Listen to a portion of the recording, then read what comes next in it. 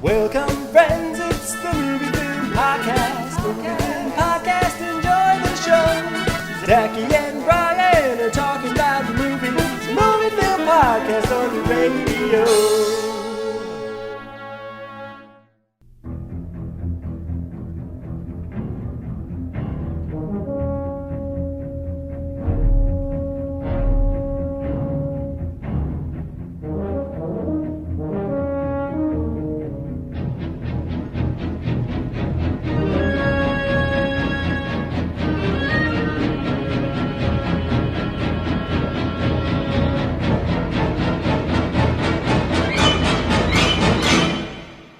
Welcome to a movie film commentary track. It is July 4th weekend, and Brian and I thought that we'll watch a quintessential July 4th movie. My name is Zachy Hassan. Brian, how are you? I'm doing well. I was just about to say, yeah, we're hanging out, chilling by the campfire, thinking about taking a little midnight swim. How about it? Well, just before you think it's safe to go in the water, you should watch this movie. Oh, okay. Yeah, let's do that, and then we can decide if we want to go after that. This, yeah. We are talking. I mean, in case you can't tell from our hilarious morning show banter, we're talking about Jaws, which is a mutual favorite for both of us. Mm-hmm. And it is probably among those movies. Like we have a dwindling list now of like movies I can't wait to get to for commentary tracks.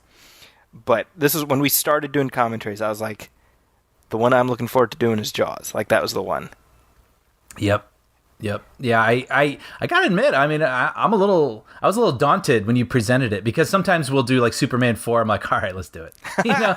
But Jaws, I was like, okay, like let's try to watch a movie that is wholly revered and just try to have a meaningful discussion through it. Just ruin it for everybody. Ruin the experience in perpetuity. That's our goal right now. But frankly, I mean, then I sort of let that go, because I was like, I'll leave that to the scholars to put some definitive commentary out there. I'm just looking forward to watching this with you. Like, yeah, you know what's funny? I had the exact reaction where I was like, there are few movies that are as analyzed in terms of the screenplay structure, in terms of the production history, than Jaws. I mean, it's no hard thing to find scholarly analysis. So I had that exact thought. I'm like, I'm sure that'll be woven into our discussion. That's just how we plug into this stuff. But really, this is just, it's believe it or not, this is the first time you and I are watching Jaws together.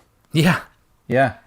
So all of you listening are getting to take part in the experience of Zachy and Brian watching Jaws together for the first time. Yay! So we are queued up and ready to go. But before we start the commentary track, I figure it's a good time to take a little break, let our sponsors do their thing, and then we'll come back and watch Jaws.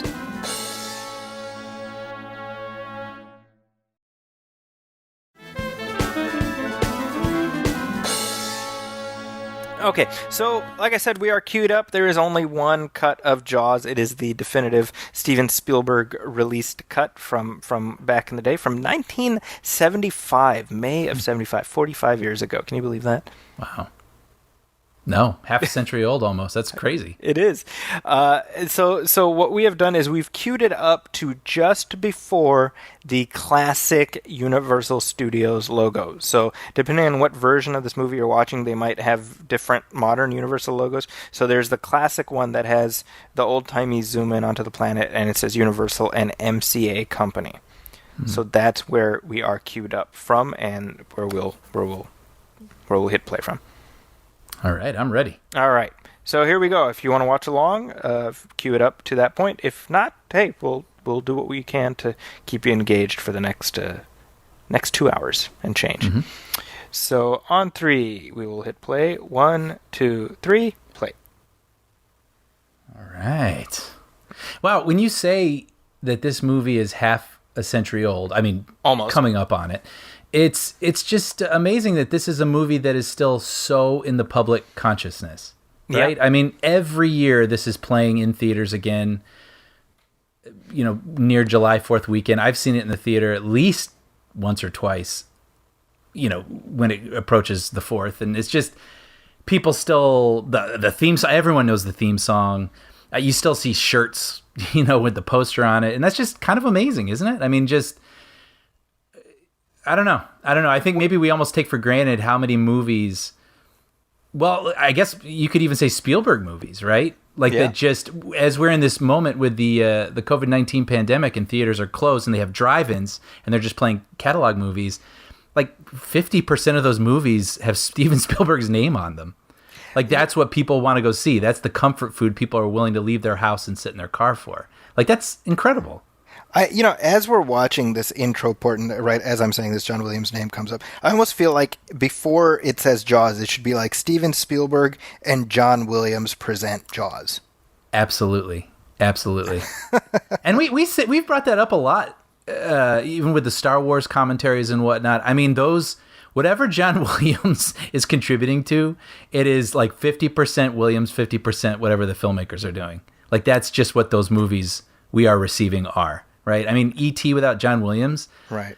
It's just not the same. E.T., Indy, Jurassic Park. Oh yeah, just go down the line. Yeah. So, and then I mean, and he had been around for a very long time. I mean, he had been playing piano on other film scores, and he was doing jazz. Yeah, Johnny Williams. Johnny Williams, and he. What was he did the Lost in Space theme. Lost in Space, The Time Tunnel, Land of the Giants, all the Irwin Allen sci-fi shows of the 1960s had John Williams theme music. Yeah, and then even, in the 70s, there are films that people have forgotten, like the, what's that one with the Super Bowl? And there's like a bomb going to go off the Super Bowl. Like he did like a ton of movies, but this is, I think, when John Williams became like, oh, let's buy this soundtrack. You're right. Like we can hum this soundtrack back. And then it just never stopped. And I mean, it's a marriage that proved so successful that you can completely understand why Spielberg's like, okay, well, I'm never not doing that again. Like, I know. And I mean, I know we're probably going to return to a lot of the things we're going to talk about right now, but just watching this scene here where we start at the campfire with these kids, and then you get this girl's going to go skinny dipping, and, the boy following her, and it's just... I mean, Spielberg was a kid when he made this movie. And you look at how confident this is. You look at these, dolly shots, or the dolly track, and just, he wasn't messing around. Like, he knew what he wanted. And I remember hearing that Night Gallery was the first TV show I believe he did, right? Yeah.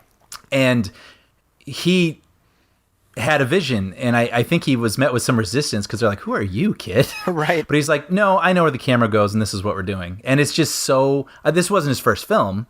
We had Duel before this, Sugar Land Express, and now this. But he is still very young and very early in his career, and we know that there was a lot of animosity from the crew while this was going on, because it went from like a 55-day shoot to a 159-day shoot. Right. But like, mess aside, and you look at... or messiness aside, and you look at this now, you're like, man, this guy knew exactly what he was doing.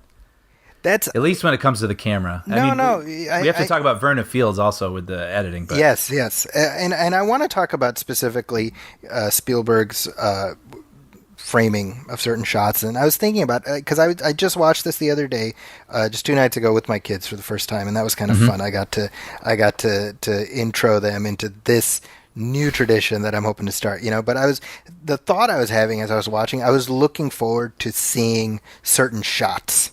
Mm-hmm. And how many films can you say that about? I mean, there are a few, but you know what I mean? Like, yeah, I can't wait to see that shot of Chief Brody. Like, mm-hmm. Because the framing is so crucial. And it's something that he was just born with it. Like you look at somebody like Steven Spielberg and you're like, well, he just had something that elevated him. I've said it before that Spielberg on his worst day is better than many great directors on their best day. Yep. Yep. And we have to acknowledge this opening, obviously iconic, still horrifying. It's horrifying watching that girl get whipped around like that, but It's. I was going to make a joke actually about. Here we have an homage to the opening of 1941. Do you remember that? Yes. Where he parodies his own movie. Yes. At the beginning of 1941, where I believe they brought that actress back. That and she's out there skinny dipping, and then you think it's a shark, but it ends up being like a submarine periscope. Right. that she gets attached to. Now, real quick, I want to point out here the utility in the screenplay as far as introducing the main character. I was thinking about this. In this scene right here, we learn so much about Martin Brody. We know he's new to the island. Right. We find out in just a second he's kind of persnickety about safety. We see the kind of playful relationship we have with his wife.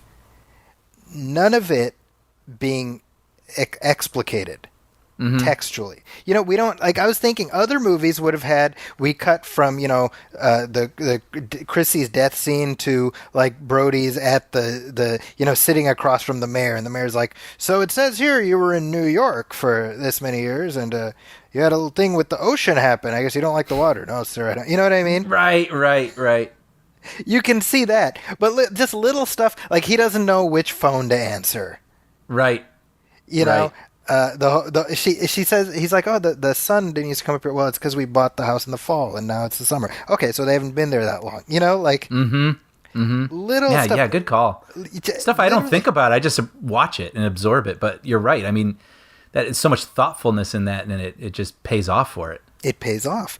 It's such utility, and I think that's what I love about this entire opening sequence. So, I mean, let's say like the first 10 minutes, right? You're establishing Amity, you're establishing Brody, you're establishing his relationship with his family, with the town. It's coming up when he's like getting the brushes and kind of, he's like, okay, so he fumbles around a little bit. He's not your textbook chiseled from granite hero. And that's, I say about Roy Scheider, he's got a face that looks like it's chiseled from granite. Yeah. That right there, look at just the shot of the billboard. Yeah. Oh, yeah. There's a shot later where, him and Hooper are talking to the mayor. Yes. Where the camera doesn't cut for a real long time and then ends with the, look upward, looking at that Amity billboard. Every time it just gives me chills.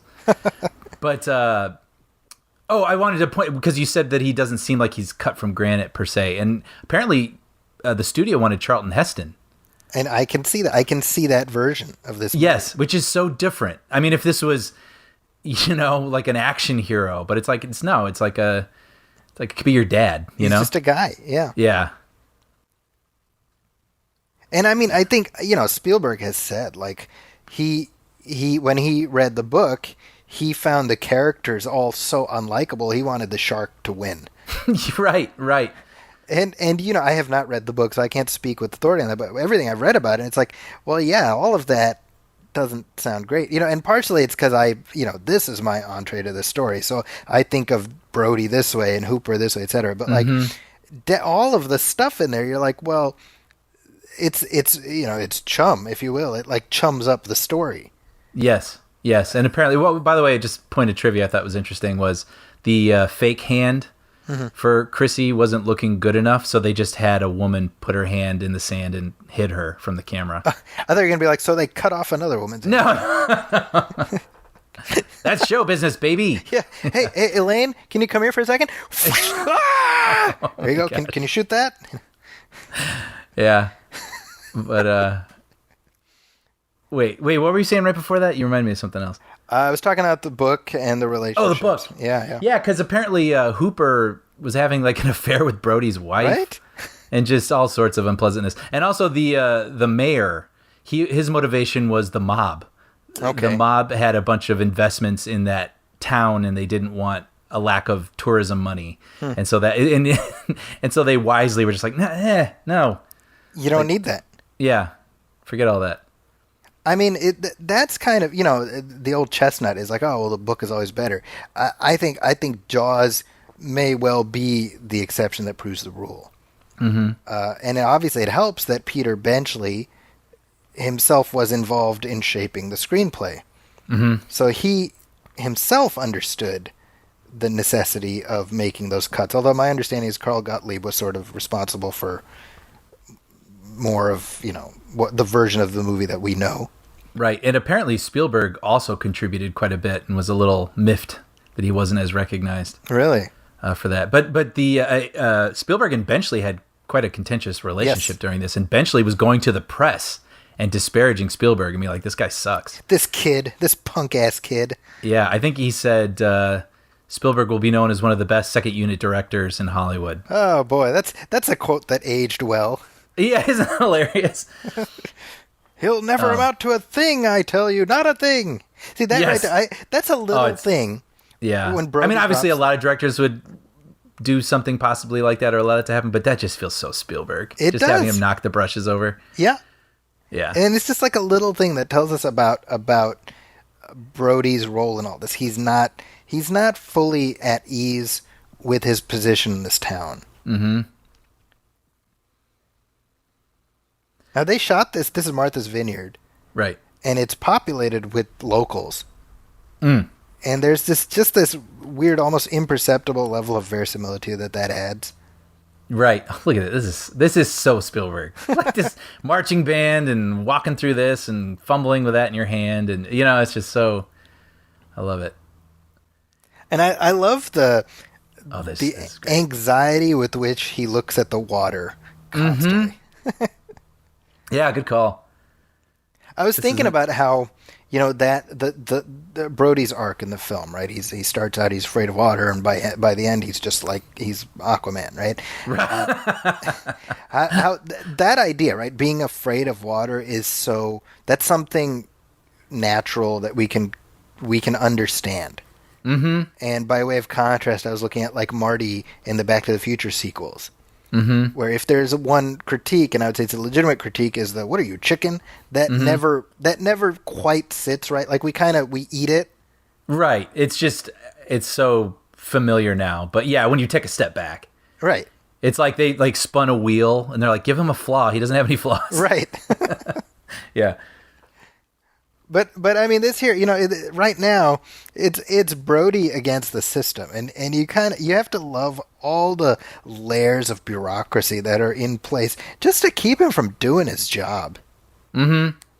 And this phenomenal shot, right, where the camera's just locked on this little ferry. Mm-hmm. I mean, so it's like a play. You've got to appreciate that you're not cutting to the best performance in this word or this sentence, and look at how they even walk to camera. And we've talked about this before with Spielberg. What we love about him so much is he cuts when it's necessary, but he loves to reframe within the camera. Like the camera follows the action and pushes in on this when we need it. It gets tight when we need it, but without cutting, like we're watching right now. And it's just wonderful. And yeah, I mean, we have not cut in to close-ups at all during the course of this particular conversation, and I think obviously it helps establish sort of the environs, but it also gives us a sense of Brody, all the various distractions he has to sort of navigate around. Yeah, and just without the cutting, but we have the mayor pull him aside and pull him close to us, like, hey. Yeah, right. Look, you say shark, you're gonna da-da-da-da. Okay, like it's also purposeful and perfect. This scene right here is obviously one of the most iconic ones in the whole movie. Yeah, and just gosh, you get that. I always call that a Hitchcock zoom. I know it's not it's like a dolly zoom, but track in, zoom out. Yeah, and then you get that cutting where everyone's walking in front of him, and you keep cutting closer to him. Like this is just, yeah. I was prepared to like, oh yeah, I love this movie, but like I wasn't ready to gush. But yeah, I'm gonna gush. Yeah, sorry, folks. Sorry, this is gonna be that track where it's just gushing about Jaws. Yeah, I think. I mean, right here, right, like. You've got Brody sitting on the beach, and the escalating tension and the way it's played is so interesting right now. We started out talking about John Williams, but the mark of a great composer is knowing when not to bring music in. Mm-hmm. And I mean, all of this, the tension is from the cuts. Mm-hmm. There's no music. And he knows something they don't know. Yes. Right? So he's vigilant, and everyone else is just living their lives. Yeah, I love. There's one shot coming up here. Yeah. There's that's a bad hat, Harry. Yeah.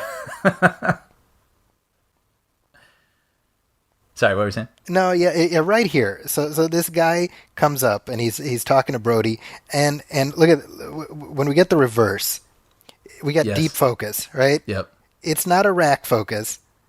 So it's his own divided. Like I gotta focus on you. I gotta focus on this. Yeah. What is that called? A split diopter? Or I'm saying that wrong.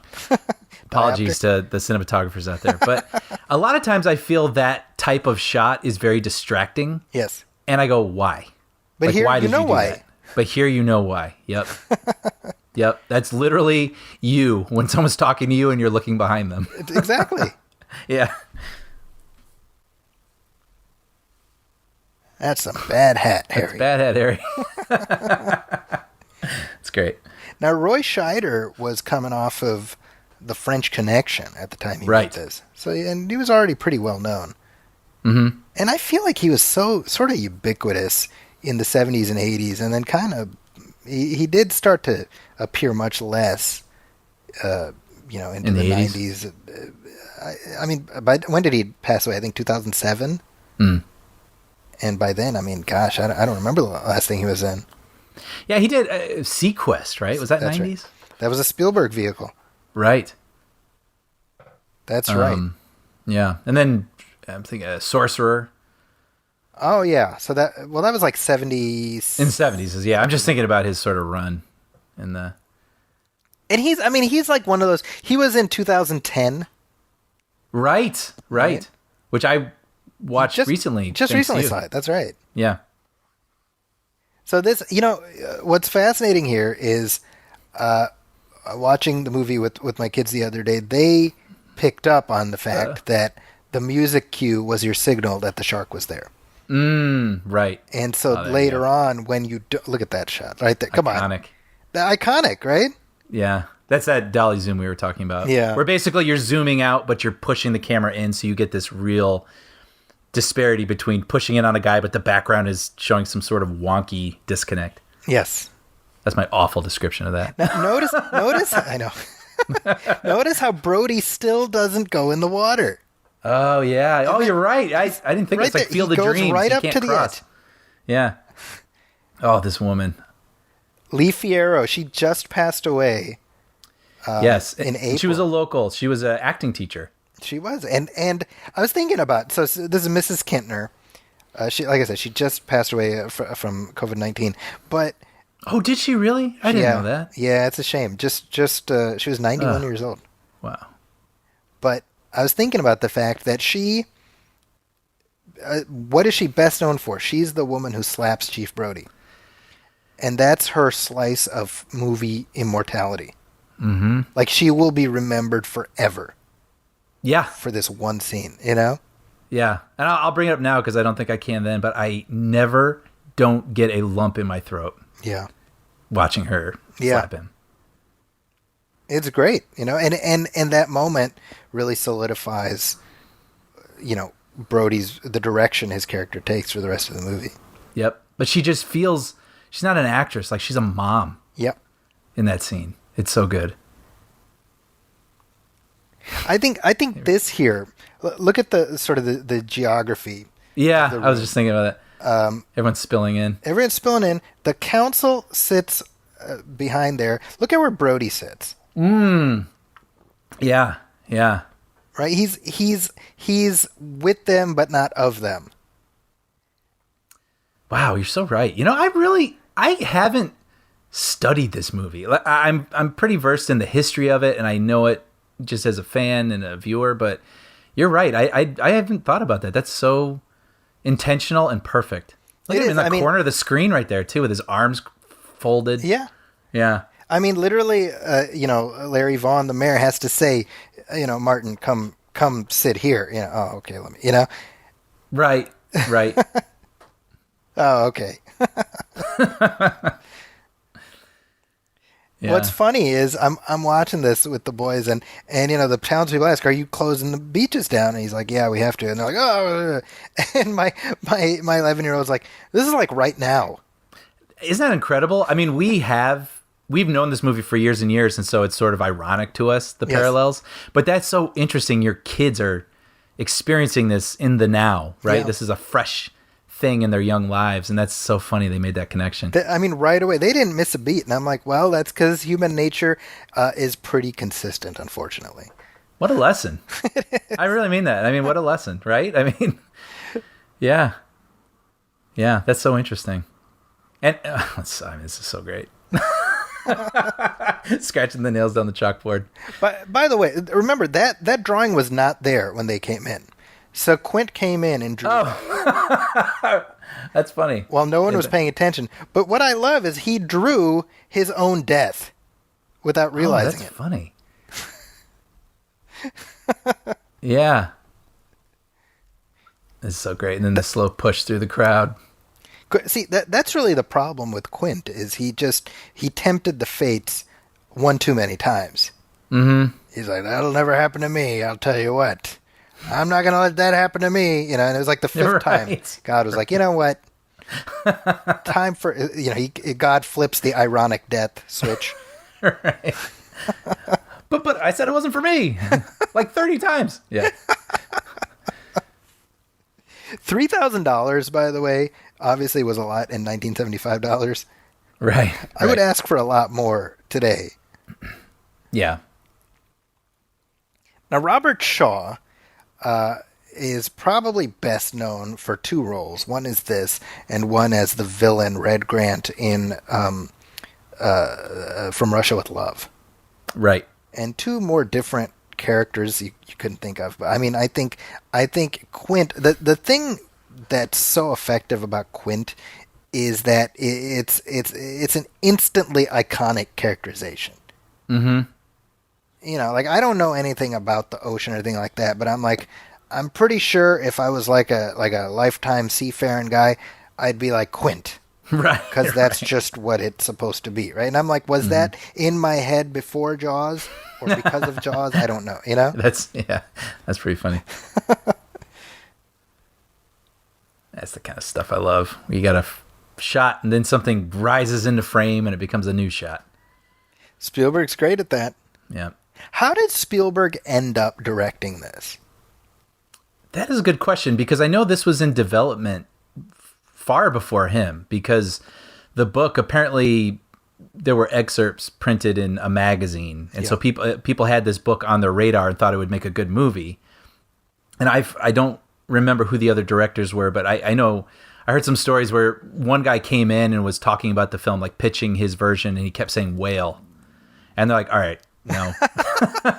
you got to know what the animal is. Right. But yeah, it's funny. I read a script about the making of this called The Mayor of Shark City. Okay. Which, when I was working on a film, the director, he wanted to make a movie about the making of Jaws, and there were two scripts, so he had me read two of them. I can't remember the other one, but that was the one that I loved. And the way that they portrayed it, and I don't know if this is just sort of made up for the film, but he was eager to make a movie, and Universal knew he was some sort of young, wunderkind that was going to set the world on fire, but it's like, what's he going to do? And he stole this book out of an office and just was captivated by it. I mean, that's their sort of probably Hollywood truncation of it. But yeah. That's a good question, And the thing was, too, I mean, the studio, of course, wanted to make this movie in a tank in Hollywood. Yeah. Right? And Spielberg was like, no. We got to see the waves. We got to have the salt in the air. And, of course, the movie's better for it, but it made production an absolute, a disaster. Fortune favors the foolish, right, Brian?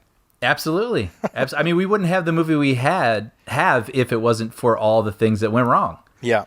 With this movie. And, I'm sure living that nightmare was no treat. Yeah. There's actually this story where Spielberg knew the crew didn't like him very much, and he heard that they were going to dunk him on the last day, throw him in the ocean, and he didn't want to get tossed. And so the last shot of the movie, I guess, was the shark exploding. Okay. And he left during that moment. So he wasn't even there when the shark was getting blown up, and he got on a plane and was like, see ya. Because he didn't want to be hazed or killed, maybe, by the crew. He's like, action. Yeah, exactly. Like the shark explodes as his plane is flying overhead. And he's watching it, from the window. So long, suckers. But you have to wonder, I mean, that's sort of how the shoot of Star Wars went too, right? Where the crew was like, what is this stupid Star movie Wars, we're making? The Godfather was like that, Brian. Yeah, and then you got to imagine then, what did they think when this opened and became the first summer blockbuster of all time that is still talked about to this day, half a century later? I mean, do they look back and go, well, I'll be damned? Like, I just would love to hear interviews with those people. Real quick, do you notice that shot right there of the shark with the tank in its mouth? Yeah. It's setting up the end of the movie without even realizing it. Yeah. It's like the opening of Back to the Future where you have that little paper man hanging from the clock, right? Yes. Yeah, Godfather, Star Wars, Jaws, or rather, Jaws and Star Wars, they were fraught, pain in the ass experiences that left their respective directors scarred in various ways, and yet all three are considered.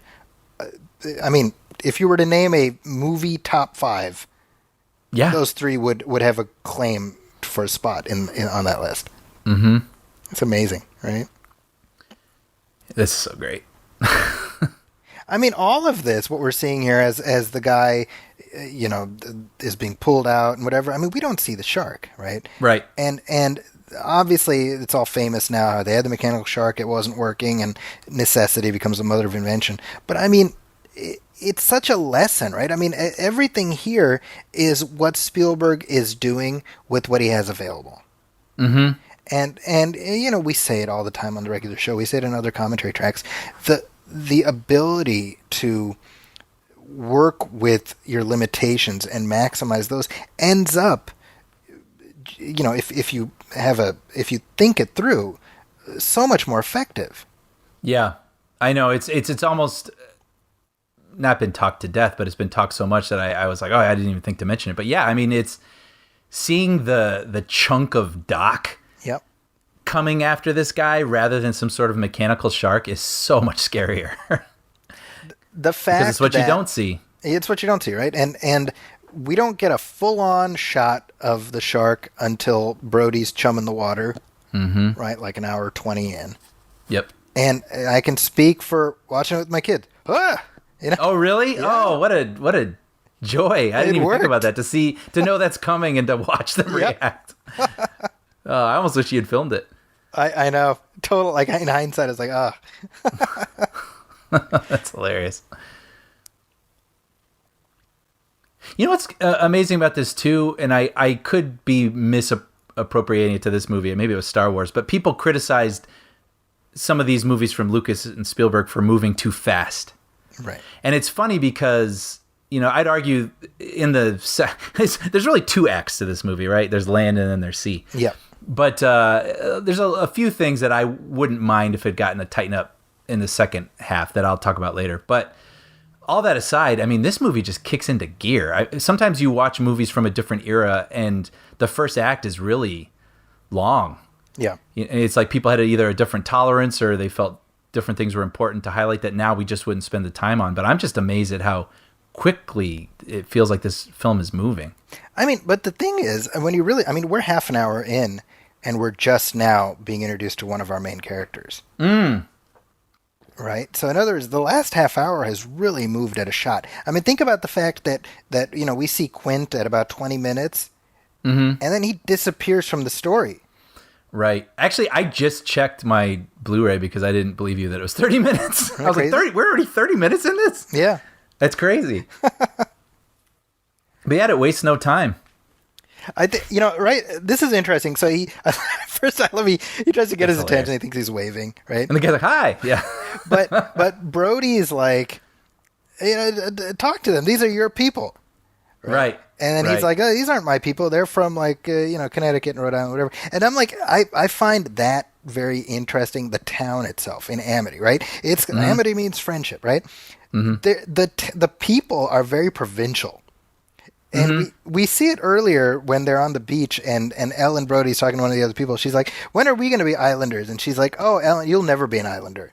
If you weren't born here, you're not an islander, right? So there's this weird provincial thing. We see, the fishermen who are leaving to hunt for the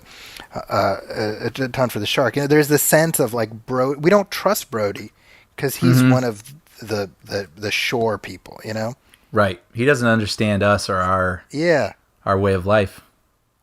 And it's just this extra level of sort of, cultural prejudice that he has to overcome.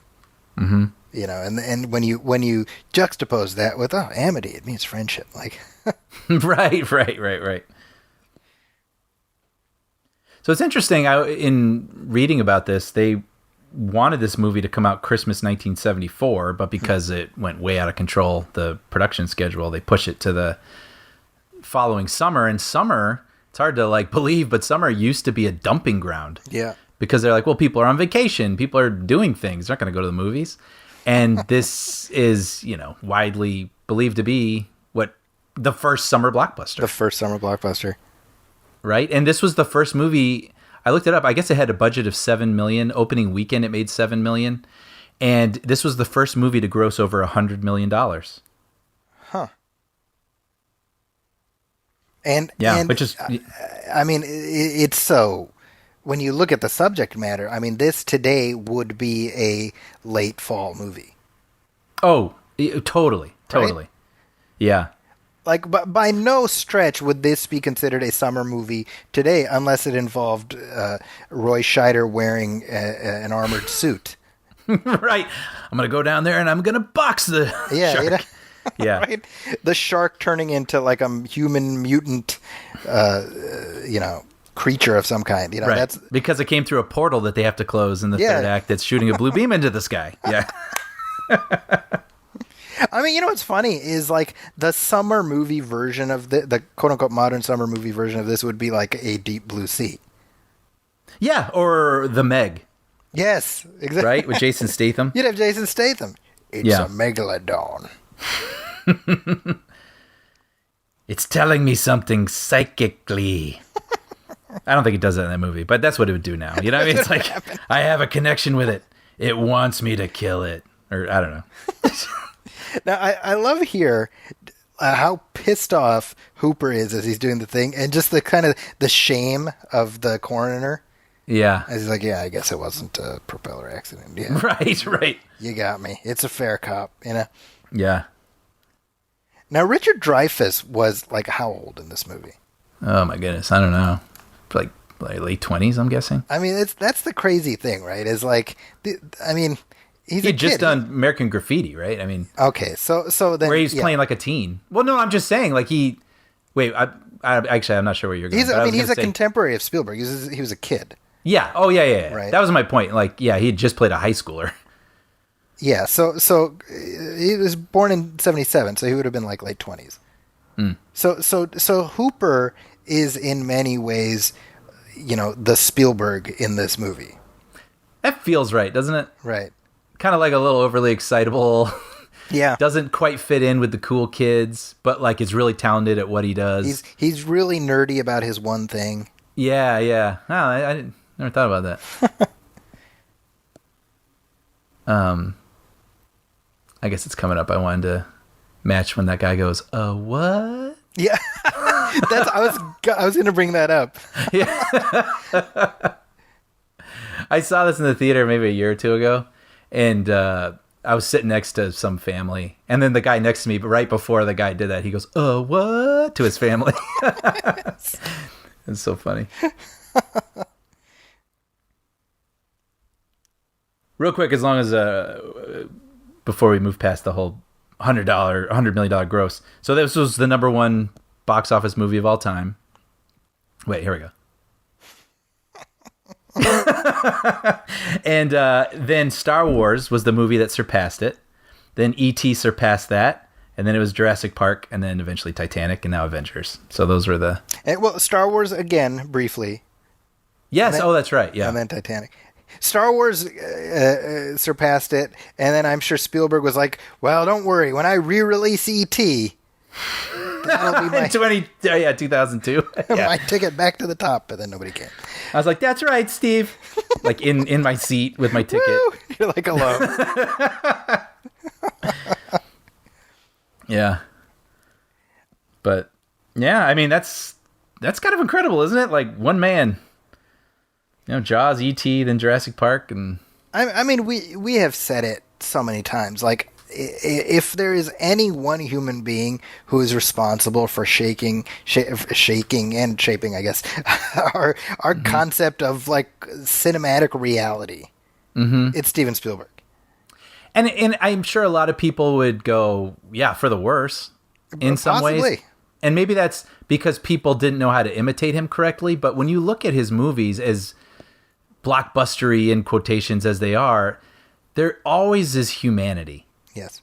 Right? And that was that's why he's Steven Spielberg. And that's what I think other blockbuster directors either don't care about, or they forget, or they think they're imitating, but they're not really taking the time. And I think that's what separates it. And so I almost, it's unfair, I think, the way that he can be discredited. And I think he isn't much anymore. I think there was a while where he was never nominated for an Oscar, right? And so it sort of felt like no one was taking him seriously. But I mean, he's, of course, more than proven himself. Now he's Papa Spielberg. Nice Papa Spielberg. But, okay, so we were talking about the Mrs. Kintner scene.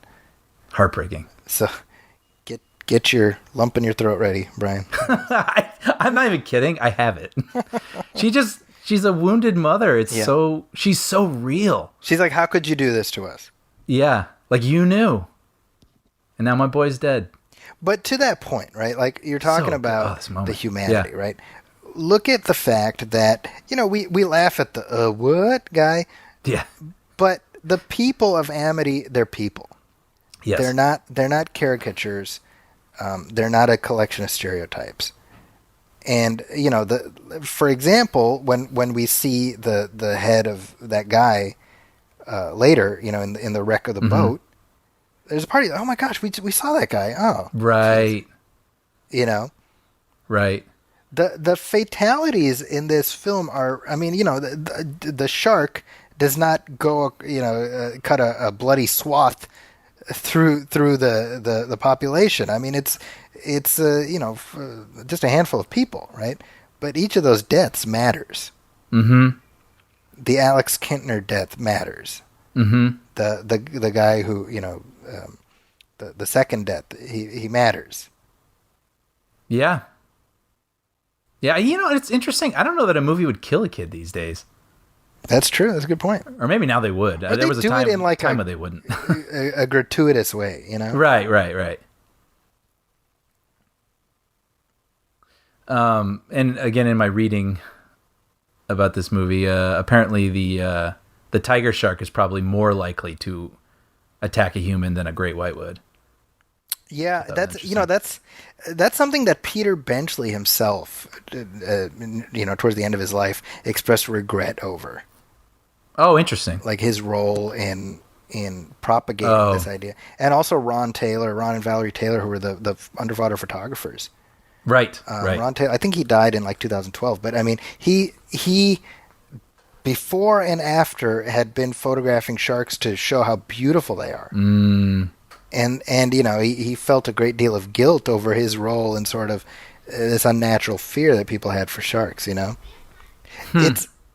Yesterday or 2 days ago when I was watching, my 9-year-old had been out and he comes home for the second half. And he's like, oh, you guys are watching Jaws. Like, what's going on? Oh, there's a shark and the shark is killing people. He's like, sharks don't kill people. Like, oh, really? Isn't that interesting? Oh, wow. This, by the way, huge Spielberg trope. I was about to say, we see it again in Temple of Doom. Temple of Doom, Close Encounters, of course, E.T. And what are we seeing, Brian?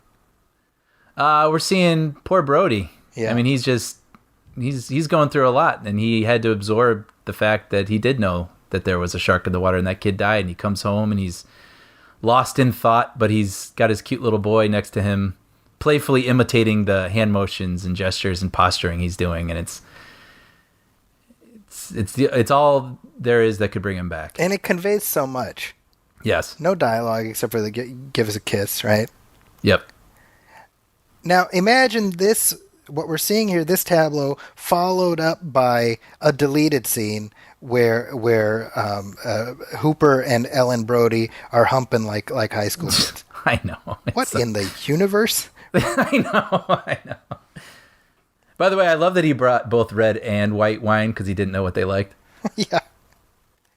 That's just, what a great character choice. It's right. It's a shorthand character evocation. Mm-hmm.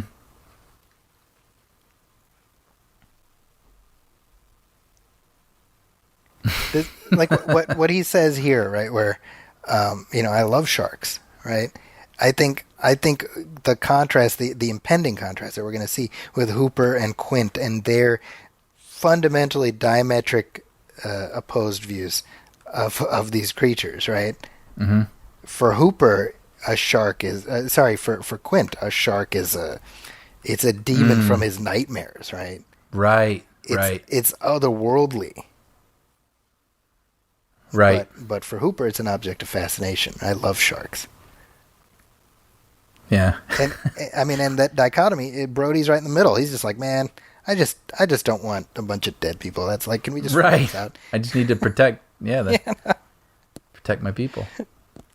By the way, I always think of I don't remember when this came out, but there was an SNL sketch about auditioning for Star Wars, and one of them was Richard Dreyfuss as C-3PO. Oh, how funny! And he's trying to. I think it's Daryl Hammond. And when he's not getting the dialogue right, he's like, "I was in Jaws, okay." I always think of that. I was in Jaws, okay. Now, Lorraine Gary, who plays Ellen Brody, she was married to the head of the studio. Right. So one presumes that's at least part of the reason she got the gig. Mm-hmm. However, she's really good in this movie. Yeah, agreed. Now, I think making Ellen Brody the main character of a Jaws movie was catastrophically, misaligned with what anyone wanted. Yeah. Wait, which one is that? I've only seen 1 and 2. That's the fourth one. Okay. In the fourth film, we find out that Martin Brody has subsequently died of a heart attack, of fright, because he's terrified that the shark is going to come back. And I'm like, oh, well, that's a way to just like take a giant steamer on not just this movie, but also the reasonably okay franchise. second one. Yeah. Yeah. That reminds me of Aliens, or I'm sorry, Alien 3, right? Yeah. Where it's like, oh, everybody we love that we just were rooting for 2 hours in that classic film you liked, oh, they're dead now. Yeah. Yeah. Yeah, it's hilarious because the third film is like, oh, it turns out the shark's family, I guess, is like specifically gunning for the Brody family. Yes, chases them, right? Yeah. Yeah. And like down, I mean, when I say chases them, I mean leaves one location of the United States and goes to another in pursuit of them. In pursuit, yeah. And Alan Brody's in a relationship with Michael Caine, who's like this kind of, he's like a kind of a scoundrel character. And I'm like, there is literally nothing in this movie anyone wants. Like, yeah. Like, yeah. The qualitative difference between Jaws 1 and Jaws 4 is like falling off a mountain into the Earth's core, down the other side, and emerging, on the other side of the Earth. That's the difference. It's ridiculous, Yeah. Yeah, but you're right. I mean, that's possibly worse than the aliens thing, because the thing that he overcame. Yes. Then he saw another one and died of fright. Yeah, exactly. Like, how insulting. It's insulting, Yeah. And to Spielberg's credit, he had no, yes, initially had no desire to come back. He actually considered it in the lead up to Jaws 2, ended up not. But he in fact, because they had hired a director that didn't work, and then they were like, oh, maybe we should get Spielberg to come back. And he was thinking about it, but he was shooting Close Encounters at the time. Mm-hmm. with Dreyfuss, and he was like, well, I can do it in a year, and the studio was like, no, we can't wait. Which, like, you kind of wonder, well, what does a Spielberg directed Jaws 2 look like? Yeah. Right? Yeah. How would movie history be different there? But then again, we wouldn't have had Raiders, and we wouldn't, well, I mean, maybe, but I'm happy with the way it worked out. I think well, and I've said it before, and you and I disagree a little bit. I'm like, I think Jaws 2 it's like fine, Yeah. No, I understand that. Sorry if you didn't get to complete your thought. No, I just want to say I get it. I think I saw it so late. I mean, within the past 4 years, I think I saw it. Yeah, that's right. And so it just felt so different to me. Yes. It's not bad. I mean, if it was 1970 or 80 or whenever that came out and I saw it, I probably would have felt like, oh, well, it's not the first one, but that was fun. Right. But I think the moment I'll never forget was that person who was in the boat and like freaking out, and they had a can of gasoline, and they somehow, through weird movie mechanics, accidentally poured it all over themselves. And I was like, no way. And then they like set themselves on fire. I was like, really? Like, it just felt so different than the first film. But taking a step back from it now, like I get it. It's if you want some more, Brody and sharks, and you could do way worse. It's like, to me, it's like, Jaws is one of those premises where it's like, all right, maybe you get one more out of it. You know what I mean? And I'm like, all right, so Jaws 2 is that one, and then you're done. Right.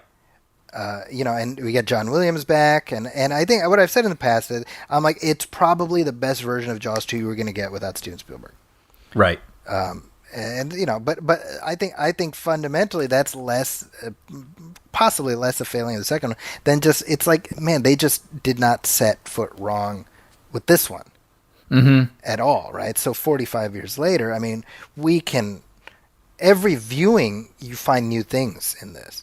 Mm-hmm. And I mean, how many movies can you say that about, right? It's a pretty short list. Yeah. Yeah, it's just one of those films, again, it sometimes astounds me when I watch films from the 60s or 70s and you just look at the pacing and the editing, and you think like, wow, did they think that was all right, or were they forced to do that? Because they didn't have what they needed or something. But this movie feels modern. Yeah. I think it holds up to any modern cut movie. I mean, with a few, like I said, later I have a thought or two, but you know what I mean? Like, otherwise, I mean, it moves at a clip, and your kids enjoyed it, right? But what's interesting is that the pacing is noticeably slower than what we expect nowadays. That's the paradox, because this movie exists at kind of this juncture between old and new. Mm-hmm. In terms of filmic sensibilities, I mean, as they approach the boat, the dialogue that they have, well, it could be perceived as superfluous, and yet, where Hooper's like, oh, it's weird for a guy who doesn't like the water to live on an island, and I love Brody's like, well, it's only an island if you look at it from the water. I love that, because it's just, we're getting these little insights into the characters, I think that's what makes it fun, too. I told my mom that we were going to do this today, and she goes, oh, no, that movie. And she was remembering her experience seeing it in the theater, and she goes, it was terrifying. And it's funny because there are scares in this movie to me, but when I think of this movie, I actually don't think of it as a horror movie. No. I think of it as this kind of adventure film with these characters that I like. The three very different personalities having to learn how to work together. And it's funny because, I'm sure when people saw this too, this was probably one of the scariest things they had seen. I mean, obviously I have time and different movies I had seen before this to inform my opinion on it. Right. But I think is why it holds up so well, is because this movie doesn't depend on the scares. The scares still work and they're great, but I like watching these guys hang out. They're interesting characters. Yeah, it's a relationship, first the two of them, and then with the third. You feel an investment by the time we hit that last half hour. Mm-hmm. By the time we get to them all drinking and singing together, it's earned. Yes. By what's preceded it for the previous 90 minutes. Now coming up here is obviously one of the great scare moments of the film. Yes. And you talk about an earned moment. I mean, it's about as gory as it's been. Mm-hmm. Up to this point, but the beauty of it is we're expecting something, we're just not expecting that. Yes, that's why it works. Which, to my understanding, correct me if I'm wrong, but this was something that they had to reshoot, right? And they did it in Verna Field's pool, I believe. Wow. Okay. Yeah, I mean, obviously not this moment because it was so wide, but maybe it's the reveal of the head or whatever it is. But I just love that. When you think of, sometimes movies become this unattainable sort of venture that you think you couldn't do, but it's like, no, man, they went in a pool and they had a fake head and a camera, and then, It's true. Yeah, right. Look at that. You're not expecting that. No. Oh my gosh. It's still, and we've seen that guy. We just saw him like 15 minutes ago. Yeah. Dummy drops the tooth and ruins everything. Right. And I mean, even up to now, right? Even as Brody's investment in resolving this is coming into more firm relief, he's still like persnickety. He's like, yeah, don't go down there. Like he's scared, right? Mm-hmm. And that fear is something that carries all the way through until literally the last 5 minutes of the movie. Mm-hmm. You know, his ultimate. I mean, I would assume, I haven't done it, but if you were to take Joseph Campbell's monomyth structure, you could just map Brody into every one of the bits on there. Oh, yeah. And it would work. Dude, look at the mayor. Oh, just between them, listening to them fumbling with a cigarette, like, Well, you know what else? He's so good to watch. Yeah. Yeah, Murray Hamilton is like quintessential douchebag bureaucrat. Yeah, but so good at it. I mean, he's... maybe someone would disagree with me, but I don't believe he's hamming it up. I mean, he fits within this universe. Yes. And he's just so good. Well, and I say this every commentary. Watching it without the sound and watching their faces is a whole other experience. Yeah. Anyway, sorry, go ahead. Because, no, I mean, when you think about it, I mean, he has to make the character's behavior work within the reality of the film, right? Mm-hmm. And that's, I mean, we've all encountered people like that who are being obstinate and ridiculous. Mm-hmm. We're living through this right now with the freaking plague that's happening, right? Yep. I mean, and I don't mean to get political, but I mean, he is being I don't believe the numbers, and I think it's all made up. You know what I mean? Yes. I mean, there's a reason there's all these memes floating around that show, like, oh, well, that's Donald Trump, and that's, Anthony. Yeah, I was going to bring that up, that this mayor has resurfaced as a meme recently doing all this. Yeah. Well, I love and this is not a new meme, but, the mayor in Jaws 1 is still the mayor in Jaws 2. So vote in your local elections. Yeah. Oh, my gosh. I love this whole thing. This camera, we haven't cut yet. Just watching them freaking out and him like, Yeah. Like listening to them and him saying his piece, showing the billboard, and then we reframe again and take the billboard. Oh. You know what's great is Murray Hamilton could say not a single word and you'd still want to beat him to death because of that jacket he's wearing. I love it. Yeah. Like, you bastard. Right. I think sometimes I've talked to people who watch movies and they're like, I don't need to watch it again. I've seen it. Mm-hmm. And my dad's actually kind of like that. And I'm like, I get it. But I think for me, just in this moment, it's sort of like, well, just because you saw a beautiful painting, you don't want to look at it again. Right. Like when you go to an art museum, it's like, well, you look at it and you see things you've never seen before, like you mentioned earlier. And I realize, I think that's why I can watch movies over and over again, because I'm always finding something new. And it's like listening to a song you love. Like, why wouldn't you listen to a song you love a second time, right? Like, did you see what he just did with the camera? I want to see that again because that reveal is so brilliant. And I'm realizing that notion now as I'm watching this. Yeah, and I mean, I obviously it depends on the film, and it helps that this is just one of those movies. Like if somebody was like, "Hey, gotta do my monthly rewatch of Too Fast, Too Furious," I'd be like, "All right, well that's a choice you're making. That's fine." Sure. I think, and I know we're gonna get like the one email from somebody who's like ride or die Too Fast, Too Furious. I know. Oh, but I got my Too Fast, Too Furious. I don't know what it is, but I know I have it. So, right, so kudos. Like, cheers to you. Whatever that is for you. But I mean, I think it says something about this film that, I mean, again, I got to introduce it to my kids 2 days ago. And for the last 2 days, I've been just watching YouTube videos talking about it, and they're just inhaling it. Mm. I'm like, isn't that something? I mean, this is a movie about three guys hunting a fish. Right. Yeah. By the way, I read... Oh, go ahead. No, please continue. Very random. As we're just looking at all these crowd shots, I thought this was kind of fascinating. When you have what you call a loop group, where it's kind of an interesting process if people don't know what it is. But when you're watching a movie and you see people in the background interacting, and say there is like the shark hanging, they're like, oh, wow, they caught it. Like you hear that. That's people. I mean, that's not happening there. The microphone can't pick all that stuff up. Most likely not. And so what you do is you bring in a loop group.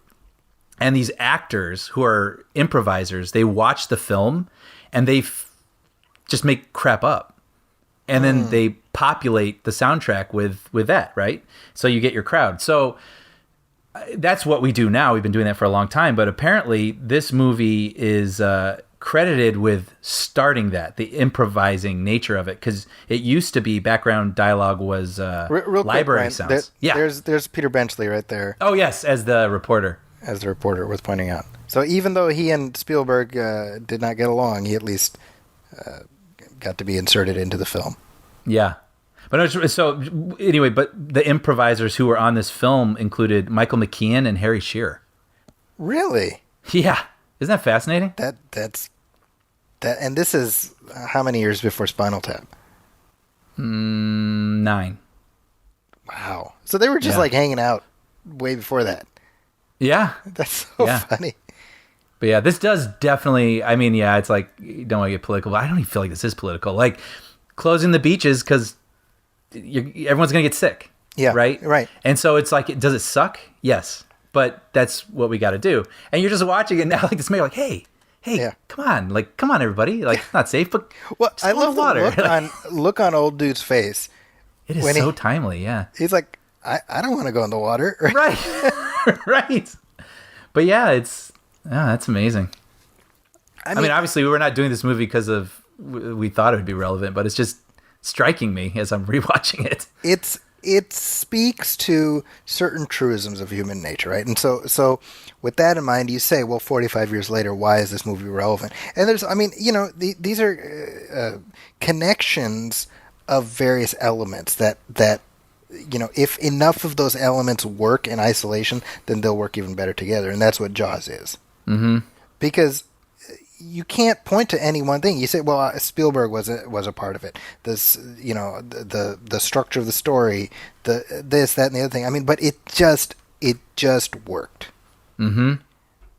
And like right here, I mean, it's the escalating tension. But look at how for Brody, this final shark attack really, it's the one that comes closest to home for him.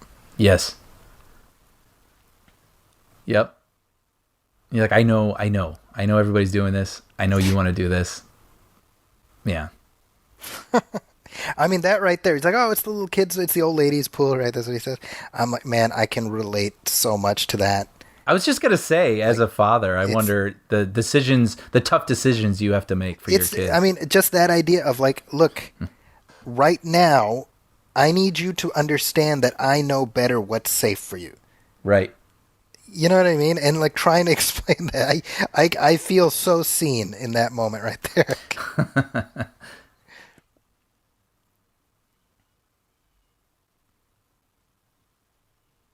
This scene right here, real quick. We even though we get the underwater footage. My oldest 13, he's like, yeah, but there's no music. Oh, clever. Somebody's like, oh, the shark is coming. He's like, no, there's no music. I'm like, oh, these kids, okay, they've gotten some stuff from me through osmosis. Yeah, that's pretty good.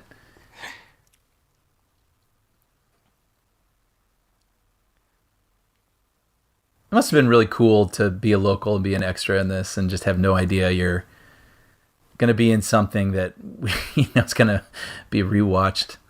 I mean, how do you know it's going to become not right here? Amity means friendship. Yeah. It's what's hilarious is when you watch what Mayor Vaughn is saying, it's such bullshit. Mm-hmm. He's like, well, they caught a creature. Like he's just talking in circles. Mm-hmm. And you're like, God, this is why people don't like politicians. Right. It's because of Murray Hamilton specifically. F that guy. I'm sure I actually remember that was a good line in the Ghostbusters remake recently. Yes. Where they're like telling the guy, like, don't be the mayor from Jaws. Nobody calls me the mayor from Jaws. Right. That is it. Well, what's great about that is that's a shorthand that everyone knows. Mm-hmm. Even if you haven't seen the movie, you know that. Mm-hmm. Even if you haven't seen the movie, you know we need a bigger boat. Mm-hmm. Isn't that? I mean, that's how these things just sort of take on a cultural permanence. Yeah. It's funny too. Going back to the go ahead. Just real quick, you see Brody's frustration here, where he's like, no whistles, trying to like you're just trying to get your arms around this problem that's being Yeah. made bigger because of the bureaucratic whims of the people who aren't tasked with actually solving it. Yeah. It's And then you have this moment, right? And then it's like a cry wolf moment, Yes. accidentally, and then you lose your credibility again. You're like, no, you really, this needs to be taken seriously. I'm sorry for this moment, but that's such a sad moment too, watching that old woman. poor guy who gets trampled. Yeah, Well, and the nice thing is that good shot. Sorry. the audience exhales, and then Oh yeah. before they can even catch their breath, it's just a misdirect towards the other thing. It's funny. Freaking kids. Come on, Brian, you would have been those kids, right? That's you right there. Oh, this is great. It just for some reason it reminds me of a Simpsons episode where there's I don't remember Yes. which one where Homer does that prank Yeah. And then Bart. and then Bart's like and he gets out of with the water with the shark and Homer's like shark boy. Yeah, right. And what was the moment? I remember Bart scratches his nails on the chalkboard, but I can't remember why. I was trying to place the episode. Yeah, that's not the Telltale Heart one, is it? Yes, I think He's so. like, I know what we can do. To Lisa. I feel like that's right. Hold on. Yeah. I'll have to look that up. Yeah. But you know what's interesting about this movie too? Going back to the sort of, is it a horror movie? Is it a drama movie? Is it whatever? I wonder how it was received at the time, because I don't think of this as some sort of, like I said, I didn't think of it as a horror movie. And what's interesting too is the first time I saw this was when I was relatively young, 8, 9, 10, something.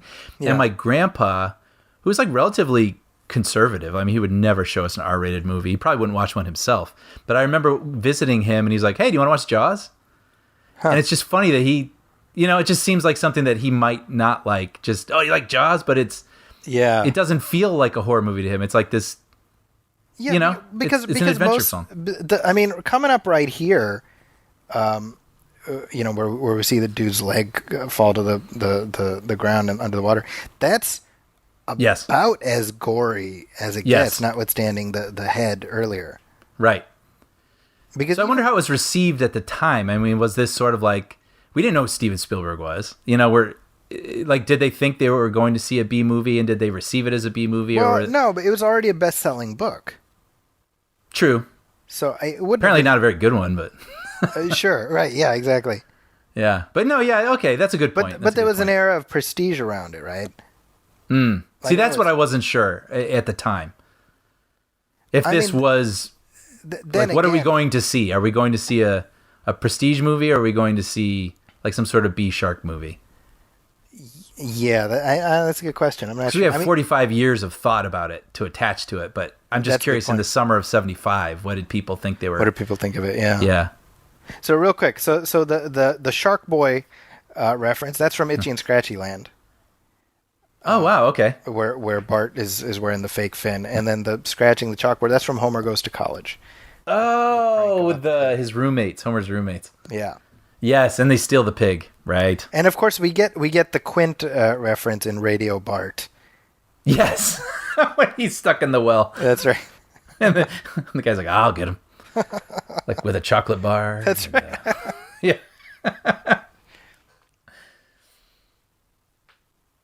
Now this here coming up, where Brody, gets Vaughn to sign like whatever he needs him to do, right? Mm-hmm. I love. I mean, this is the last scene that Murray Hamilton has in the movie coming up, and I was thinking about that. Like up to this point, we've been like, God, you're such an idiot, Vaughn, right? But we get this little scene that adds this dimensionality to him. Mm-hmm. Not merely the fact that he's sort of borderline catatonic, but he's like, my kid was on the beach. Right. And that goes to what I was saying earlier, where this isn't a situation where Brody, as the outsider, is looking down his nose at the people of Amity. See, that's what's interesting. Mm-hmm. He's treated as somewhat of an outsider, but he's still like, this is my job. I have to protect these people. Doesn't matter what they think of me. Right. You know, and so that extra level of humanity here with Murray Hamilton, I think that's a choice. Mm-hmm. You know? Yep. Like, because he could have just been sort of catatonic and be like, that idiot. But he has a little thing about, oh, my kid was there too. Right. That realization has hit him. Of course, he's an idiot still because he does the same shit in the second one. But let's set that to one side, you know? Yeah, but this movie on its own, Yes. he behaves like a human being. Exactly. Yeah. Yeah, there it is. Man, he's so good. Smoking in a hospital. Oh, that's just what you did in 1975, Martha's Vineyard. It's kind of funny too. I mean, this movie doesn't look Raiders to some degree. Some of these movies, you know, they've preserved them so well, they look like they could have been shot yesterday. And this one has a slight 70s fade to it, but it is so cleaned up through modern techniques and whatnot. It's sometimes when you see people with 70s haircuts, you go, oh yeah. Oh yeah. Yeah. Right? Totally. Kind of like with Star Wars, you sort of forget, and then you see, you know, the sideburns. You and see whatnot, Han you're like, Solo's oh, yeah. mutton chops. And you're like, oh, yeah. Yeah. You know what's crazy is Roy Scheider in this movie is like 42. Huh. Which is just one of those things, right? We talk about it so much, you know? Yeah. Or it's like, you know, these people younger than you or about your age are like, you know. Yeah. Yeah, one of the random facts I read about him years ago was that he was obsessed with tanning. I believe that. Yeah, so when you see him, he always has kind of this leathery tan, almost like George Hamilton-like. I mean, by the end of his life, he was extremely leathery. Yeah. I was thinking... Scary. I mean, when you think about the damage the sun can do to you. Well, yeah, and I mean, he died of cancer. Oh, was that it? I didn't know that. Yeah, he had multiple myeloma. Mm. But yeah, he terrible. was like 42, 43 at the time of filming this, which is just, I'm always, it's funny because I've talked before, you know, my wife and I are watching ER, so we go back and certain actors, it's like, oh my gosh, they look so young, and you know, you look up their age, like, oh my gosh, they're 10 years younger than I was here, you know? Yeah. Oh man, I'm obsessed with it. I do it all the time. You know what's funny with my wife? I'll be like, you know how old that guy is here? 16. You know, like... Yeah. So we saw Quint very briefly, just a shot of him, like, you know, as those folks are going off into the water. Mm-hmm. But Quint has essentially been absent since 20 minutes into the movie. Right. And when you think about it, I mean, pacing-wise, that's kind of bizarre that they don't do a thing like having a parallel Quint storyline. Yeah. Playing out. Even like him watching from a distance. Exactly. Yeah. And I think what that allows for is it really keeps us narrowly focused on this story, specifically through Brody's prism. Uh-huh. Right? Yeah. This is Brody's journey. These are all interesting characters, but it's ultimately about this guy right in the middle. Yeah. Yeah, that's a good point. I just, like I said, I hadn't thought about it. And it's interesting, you know, while they were filming, Shaw and Dreyfuss didn't get along at all. So just like the movie, basically. Yeah, I was just thinking that in this scene where he's sort of like looking at his hands, like, tie me this knot. It's just, I mean, that had to enhance whatever we're watching here. As unpleasant as that was, so it's too bad. But. I mean, Robert Shaw and Richard Dreyfuss just generationally would have had such vastly different views as far as acting, like how to approach the art, you know? Right. And so you can understand that conflict, but I mean, that dichotomy is so, I mean, it just lays out everything past this point. Mm-hmm. These two oppositional worldviews that Brody has to navigate. Right. He has to pull from this and that. Like right here, you know, here's Quint is like making fun of all this shit that Hooper's bringing along. Mm-hmm. And then we see later when Quint has a shotgun And Hooper's like, what are you doing? That's not going to do anything, right? Mm-hmm. And the ultimate solution is part of Quint's world and part of Hooper's world. Right, right. I love this. Sharks in the water, you're in the water. Farewell and adieu. Worth mentioning, by the way, Kevin Smith, huge Jaws fan, right? Mm-hmm. Obviously, anybody becoming a filmmaker when he did, which is like late 80s, early 90s, right? But he wove in Jaws references to his films, including in the movie Mallrats. The main characters are Brody and T.S. Quint. Oh, I didn't even pick up on that. And then in Chasing Amy, think about it. The African American, that he turns out to be gay, but he's like the black militant guy. He's Hooper. Oh. And there's a scene in Chasing Amy where Brody and what's her name, Alyssa, Joey Lauren Adams, they're comparing wounds. Yes. While they're which is a direct reference to this movie. Right, I do remember that. And I mean, this is the most obvious one, but in Clerks, when what's his name, Randall has that nacho chip in the salsa, and he's like, salsa shark. We're gonna need a bigger boat. Now this here, right? When Brody and Ellen say goodbye to each other, I was thinking about the minimalism of this scene, right? Mm-hmm. Another movie would have her crying and like, "You can't go, you're gonna get killed," or whatever, and all of that tension is there without it needing to be explicated. Yeah, and it feels like a real moment you would have with your significant other where these scrappy guys are doing whatever in the background and you're sort of like on the side, like talking a little bit more hushed. Yeah. And saying your goodbye. And like, I think for me, when she's like, what do I tell your children? Like, that is pregnant with, I don't want you to do this. Mm-hmm. Right? Without her needing to say that. Mm-hmm.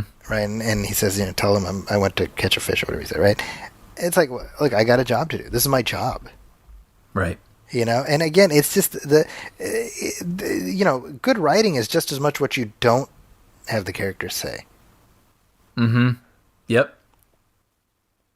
So, I mean, we are now an hour and 15 in, roughly, and the rest of the movie comprises its own like mini movie. Mm-hmm. Mm-hmm. Man, what a nightmare shooting this on the ocean. Not just like watching the boat rock. Can't even imagine. What a nightmare.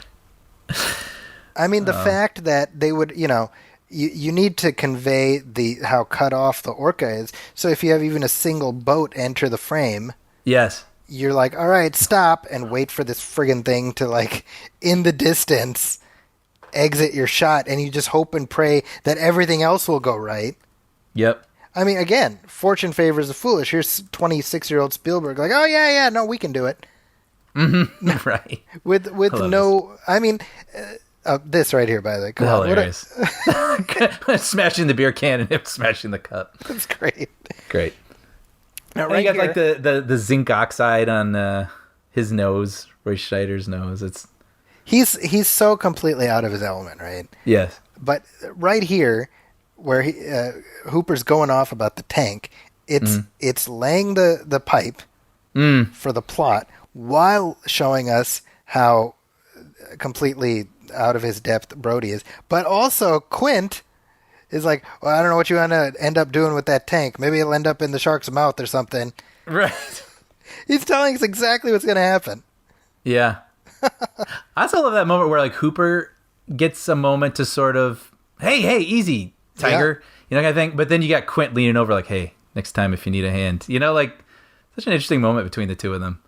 Well, it's like let me do it next time, okay? Yeah, and he doesn't even like do it publicly, right? It's like a weird moment of kindness or something. It's kindness, but it's also Quint recognizing, boy, this guy doesn't know what he's doing. Like yeah.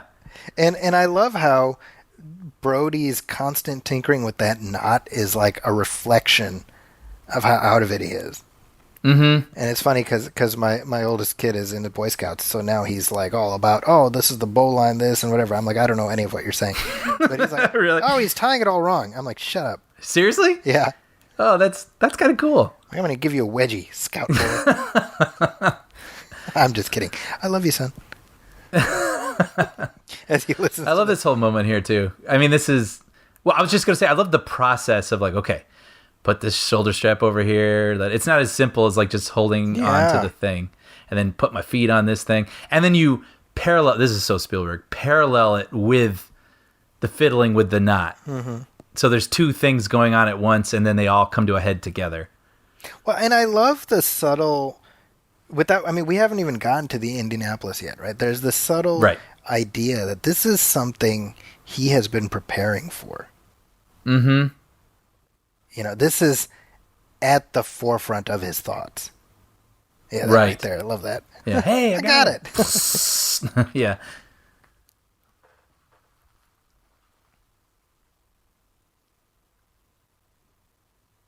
The other thing I think that's so interesting is how Spielberg does such a great job of establishing the geography of the orca. Yeah, yeah. I was actually, it's funny you say that. We were probably thinking the same thing, but I was admiring the camera work in such a cramped space. Yeah. We could see Hooper up there, up on the roof, and it's shaky. I mean, they are literally on the waves. We can see it. Yeah. And it's shaky, so we get that sense, but it's not Born Identity, or, which would just be unwatchable. That's we're joking about Spielberg, like, oh, you dummy, what are you doing shooting on the open water? And yet, how would this movie look if it was on a tank? Oh, it just, yeah. Right? It just wouldn't be the same. A tank against a blue screen. I mean, it wouldn't. I mean, the one thing you can say about this man, they got a boat, they put it on the water, and they started shooting. Yep. They suffered for their craft, clearly. Mm-hmm. Immeasurably, Can you imagine in what universe now? Maybe I'm wrong, but would you have a movie that's scheduled for 55 days and allow it to go to 159? I mean, that's a question. Like, what do you, if you're the studio heads, like, what do you do in that situation, right? Like, I know. Yeah, what do you do? Like, how did Spielberg not get fired? Right. And then, you send in some sort of ringer. Yeah. To wrap things up. I mean, it's not a new story. I mean, Fox wanted to fire Cameron off of Titanic. Right. And he had to, like, give up his percentage or something, right, in order to not get fired on that. Mm-hmm. But that I wonder what concessions Spielberg had to do, if at all. So, by then, James Cameron at least had a body of work. Right. I mean, Spielberg had Duel and Sugarland, both of which are good, but come on, right?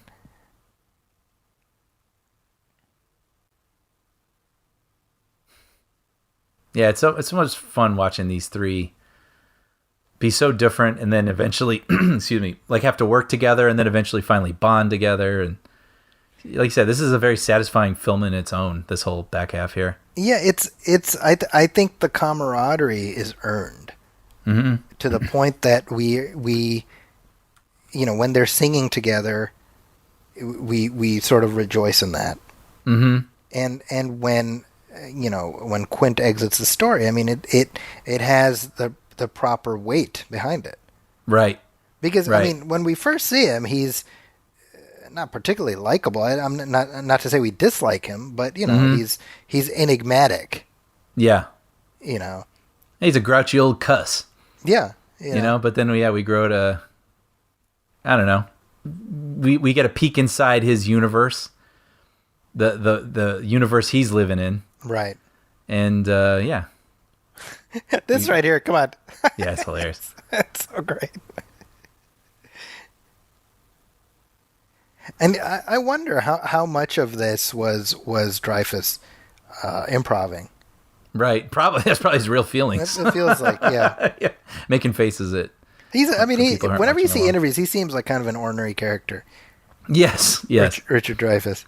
Apparently, I read he had turned this movie down 3 times, and he was known as a bit of a prima donna, and his agent was like, "You're not in any position to turn down movies like this." He's like, "Oh, well, fine." now that right there, I don't have to take this abuse much longer. He's imitating somebody, right? I don't know. It feels like he's doing a character. Like, yeah. But I was like, who is that? Like, it's funny. Yeah, I don't know. That's a good question. Like some cartoon character that we didn't live on for us. Right?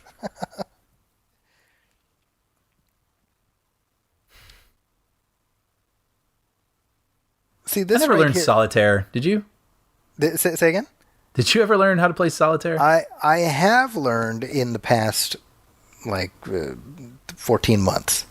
Oh, really? Yeah, I play on my phone now Oh, funny. in lieu of, like, having to talk to my children. Yeah, sorry. Okay, you're about to start that. No, I thought the framing that we just saw where Quint from the crow's dominates the camera pointing down, and we see the entirety of the orca with Quint dominating. I mean, it's just a really nice shot, you know? Mm-hmm. So come on, right here. Here we go. Coming up. What's great is this is the one time we don't get to have the music. Good call. And this is the first time look at that right there. Ah! That was my 11-year-old. That is hilarious. And just it's such a great shot too with him just whipping his head into frame. I mean, yep. Well, and so obviously one of the most iconic lines in movie history.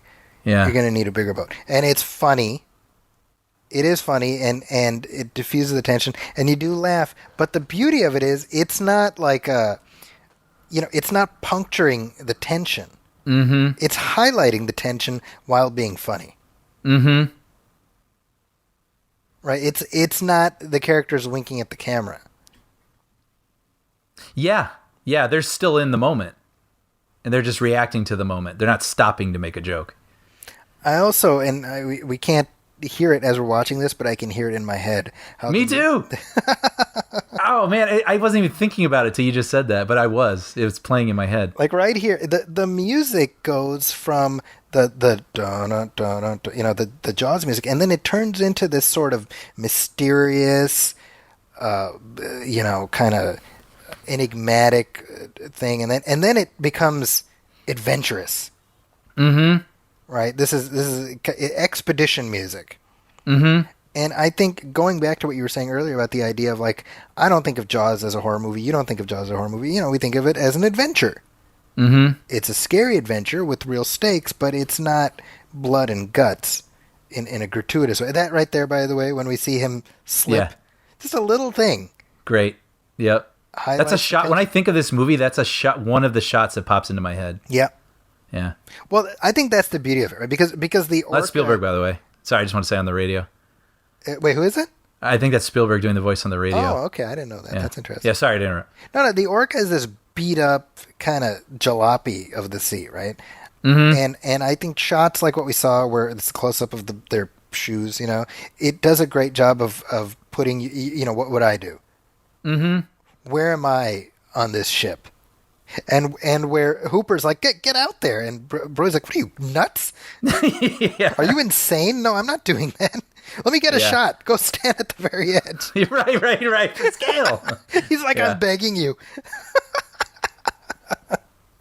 Oh, by the way, good. I just wanted to point out, because I thought this was really interesting. So you're going to need a bigger boat. Apparently in test screenings, it got such a reaction. Oh, no, I'm sorry. The scare got such a reaction that they were covering that you're going to need a bigger boat line. So they had to extend the moment in between so audiences would calm down so they could enjoy the joke. I love little stuff like that. Me too. And it's funny because it doesn't feel... Sometimes when you watch a comedy in theaters and then you go home and watch it, you can feel the pauses. Right. That they did so you would have time to laugh. But this just feels perfectly timed anyway. Yeah. They knew exactly the right way to pace it. Mm-hmm. See, so you got Hooper doing his little gadget, and then you've got Quint with the rifle. Right. And again, it's these and these worldviews are so opposed that each of them is like, why are you doing that? Mm-hmm. He's like, why do you need that rifle? And he's like, why do you need all these fancy gadgets for? And yet it's the synthesis of those that allows Brody to emerge from his own limitations. Yeah, I love all the stuff with the barrels. So good. The barrels are such a great visual shorthand. Mm-hmm. Yep. And obviously by now the stories are legendary. The mechanical shark that they built was just a piece of shit, wasn't working. What would this movie be like if the shark had worked? I know. I mean, in that reveal, I mean, I guess, it's probably a joke. I think of Back to the Future too, where Marty's like, shark still looks fake. And I know it's fake, but I don't care. Like when I just see it pop up with the chum scene and all that, you're still like, yay. So yeah, it's the less is more, and that's why we don't care. Like, see, and it's so much more fun seeing the barrels, right? Moving on their own, and you're like, oh no. For what they signify, and the fact that Quint says it right. Like, there's no way he can stay down with 3 barrels. Mm-hmm. Well, he is. Shot, by the way. Oh, that's great. Yeah. No, that's great. It. Yeah. Such a mood. Right. Yeah. Okay, sorry. Well, and the crossfade from the fact that, like, Brody's talking and we just kind of fade out his audio. Mm-hmm. It doesn't even matter. Like, yeah. He loses. I want to say, for the people who aren't watching along, it's Quint at the front of the boat, just sitting there, leaning against it, and the camera locked down, just him, just like, yep, just waiting. Yeah, right here. Brody's talking, and we just fade out. Yep. Like, that's an interesting choice, right? Yeah. Like, it almost feels like they ran out of footage and like they didn't have anything to work with. Let's just crossfade it, but it does work, Yeah. That's funny. So the geography in this scene, look at where they start out. They're all completely occupying different parts of the room. Mm-hmm. And then gradually they end up in the same space. Yep. This is such a great idea, too, the comparing scars and wounds and something they can all bond over. Well, and the fact that it has become a trope. Yes. In other movies, I mentioned Chasing Amy. I think in Lethal Weapon, one of them. Yeah, that's right. With the third one, it's with Rene Russo. Rene Russo. I forgot about that. It started here, Yeah. And hilarious too. I mean, she broke my heart. Hilarious. See, and I love too when. Sorry, no good. This is the thing that bonds Hooper and Quint. Yes. And yet, Brody is still. This isn't his world, right? Yes, I love when he looks at his scar and he's like, "Is this?" No. Yeah. This doesn't. I don't think this stacks up. But it's such like a great. I can relate to that. I feel like that guy.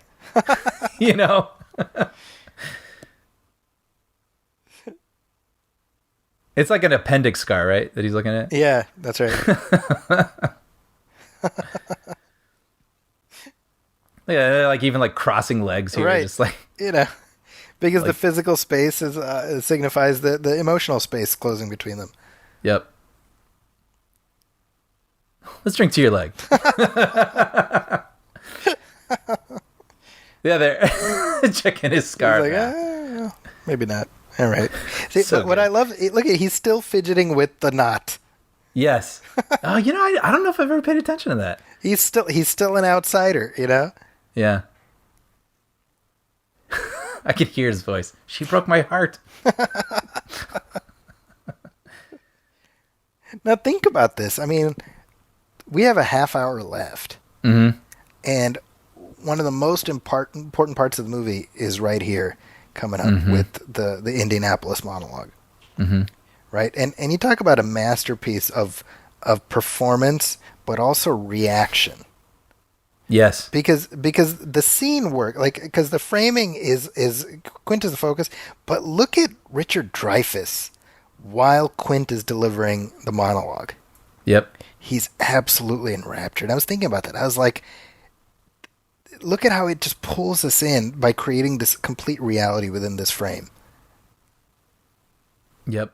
And you got to imagine Quint probably doesn't tell this story very often. No. But the thing is, because Hooper's like, oh, you were on the Indianapolis? Hooper knows what that means. Yes. Hooper's a shark person. Right. So look at his face. Just we've already, you've heard Quint do the monologue enough, but I'm sure you have never focused on Richard Dreyfuss's face. Honestly, no. I'm staring at it now. Right? Yeah. Look at how he's just absolutely enraptured, and he knows what's coming. Right? Do you think that's intentional to have that light bobbing? Because it keeps bobbing on Dreyfuss's face, so he's out of focus, but it does draw your eye a little bit, just so you can... Just enough, right? Yeah. Now, this right here, did they shoot this on water? That's what I was just wondering, because then the light would obviously have to be someone doing that on purpose. I was just wondering that. Like, is that a Spielberg thing? He was like, no, we gotta... Come on, verisimilitude, right? We got to be on the way. Yeah. Yeah. Come on, gang, right? Everyone like, ugh. What are you, nuts? We're going to throw this guy in the ocean, I swear. So, by the way, apparently Robert Shaw attempted to be actually intoxicated while delivering this speech. Really? And it was entirely unusable. And he's like, oh, sorry, let me try that again. Give me 12 hours to get sober. Yeah. Yeah. Well, day what? 127? Yeah. But yeah, apparently he was intoxicated a lot, and it made for a pretty unpleasant experience, particularly for Dreyfuss. Lifeless eyes. He just picked on him. Black eyes. Doll's eyes. Doll's eyes. See, look at how Quint describes it, right? And so you get this window into what's haunted him for 30 years. Mm-hmm. Right? And so obviously that makes, what happens to him so much more tragic, because it's like, it got him eventually, Mm-hmm. But I think that the difference in how he's viewing this problem, and that informs, his behavior, breaking the radio and everything like that. Like, for him, he's Ahab. Mm-hmm. Right. This is his quest. Did you know that was going to be the original introduction to Quint's character? Was going to be him in a movie theater watching Moby Dick and laughing his ass off, and people turning around and being annoyed, and he's just laughing at how ridiculous the portrayal is in the film. And apparently Gregory Peck refused to allow that footage to be shown because he hated his own performance in it and didn't want to call attention back to it. How funny. Yeah. That sounds like Gregory Peck, Right. But also, like, thank goodness Gregory Peck said that. Yeah, I can picture it. It reminds me of Cape Fear a little bit, right? Yeah, I was thinking that. Well, it reminds me of Sideshow Bob a little bit. Yeah. Yes. Was that an Ernest movie they're watching that he's laughing at? I believe so. Like Ernest needs a kidney or something. Anyway, but yes, no, I agree. I of course prefer this version. I mean, Quint's introduction is so perfect. It's so minimal. Mm-hmm. Gives you everything you need, Mm-hmm. The other thing, we're talking about John Williams. The fact that he knew to hold off during this scene. He only, as the story progresses, we get a very, minimal, sinister underscore. Right. But when you have an actor like Robert Shaw monologuing, you let that be the special effect. Mm-hmm.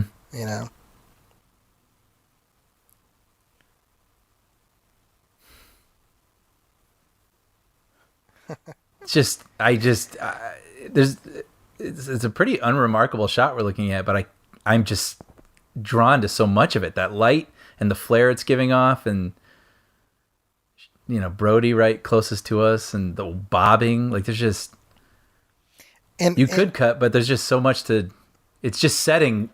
We're there. We're in the room. We're in the room. Shot. You don't need to cut in. Yep. Look at Brody finally fantastic. Joins them at the table. Now they are a unit. So half an hour left. Now they're a unit. Yep. And they're still themselves, right? It's not like they've assimilated into like, oh, we're all kind of similar when you really think about it. It's like, no, we're not. Right. But we can bond over this and, this experience. This experience.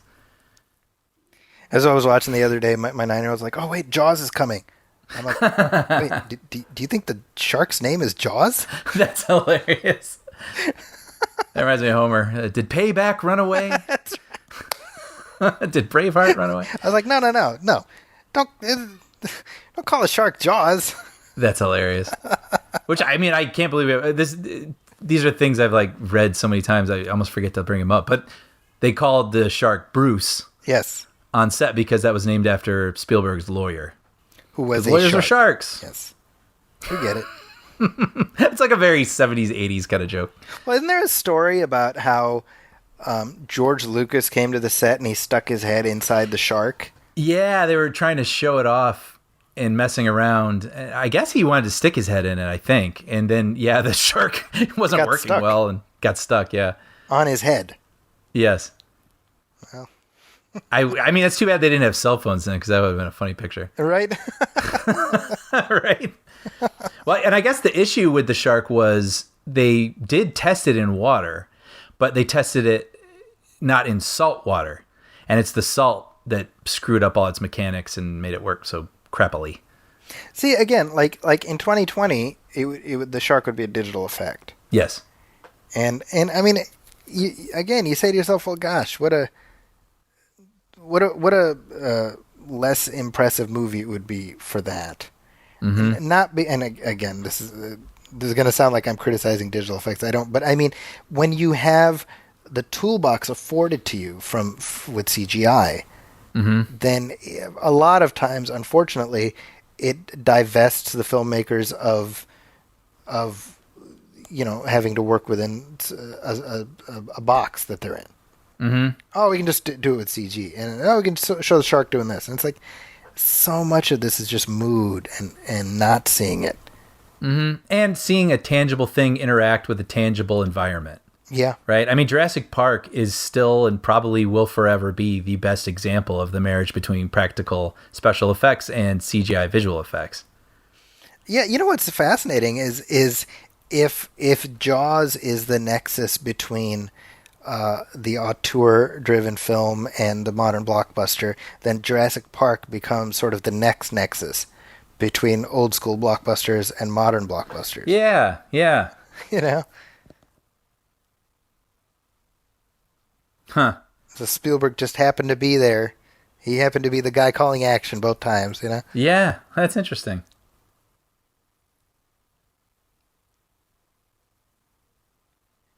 I think the fact that in the 70s, again, you had The Godfather become the number one movie of all time, that got supplanted by this, and then this got supplanted by Star Wars. I mean, what a sort of perfect arc for the trajectory that, the art of cinema would take.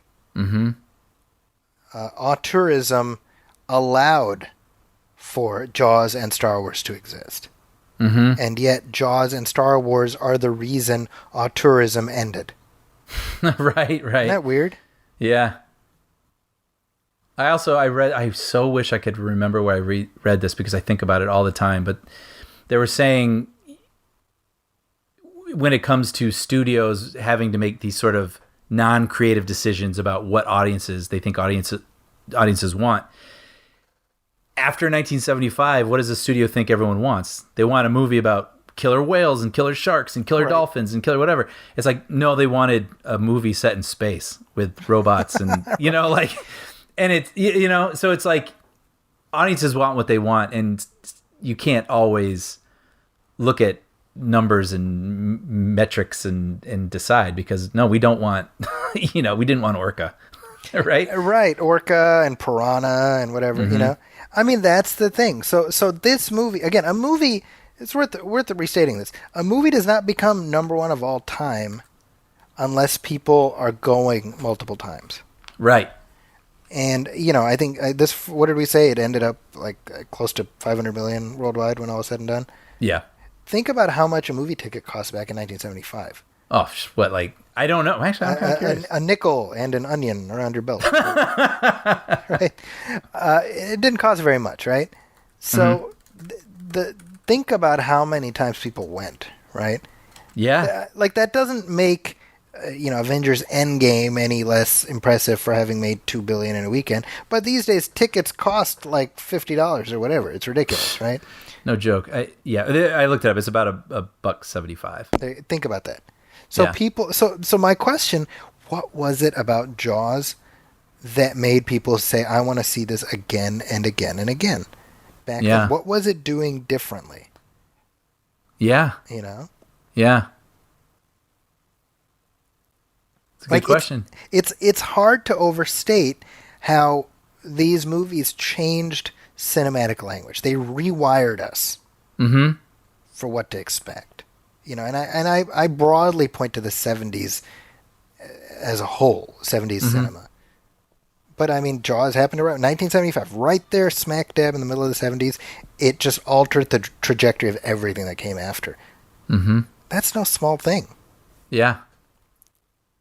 And that's what the people wanted, apparently. Yeah, Yeah. they did not want Orca, like you said. Yeah, Right. which I think people might be like, "What the hell's Orca?" That was a movie about a killer whale, Right. and I believe it was a Dino De Laurentiis production. Hmm. So no surprise there. A great crap merchant, Dino De Laurentiis, saw that Jaws worked, and he's like, "Oh, I want to rip that off." Right. And 2 years later, he made that, and that starred Richard Harris, by the way. Oh, really? He of Harry Richard Potter? Harris, Harry Potter, the first two. He was the Dumbledore in Yeah. the first two movies. You know, we just passed it, but I gotta admire that shot Yep, where for we sure. have the boat just driving in the water, and we have that barrel, barreling Yep. in front of it, and it's just knowing that that's not like on a track, right? They're in the ocean. Like, I gotta admire, and that shot was so steady. Hats off. That's all.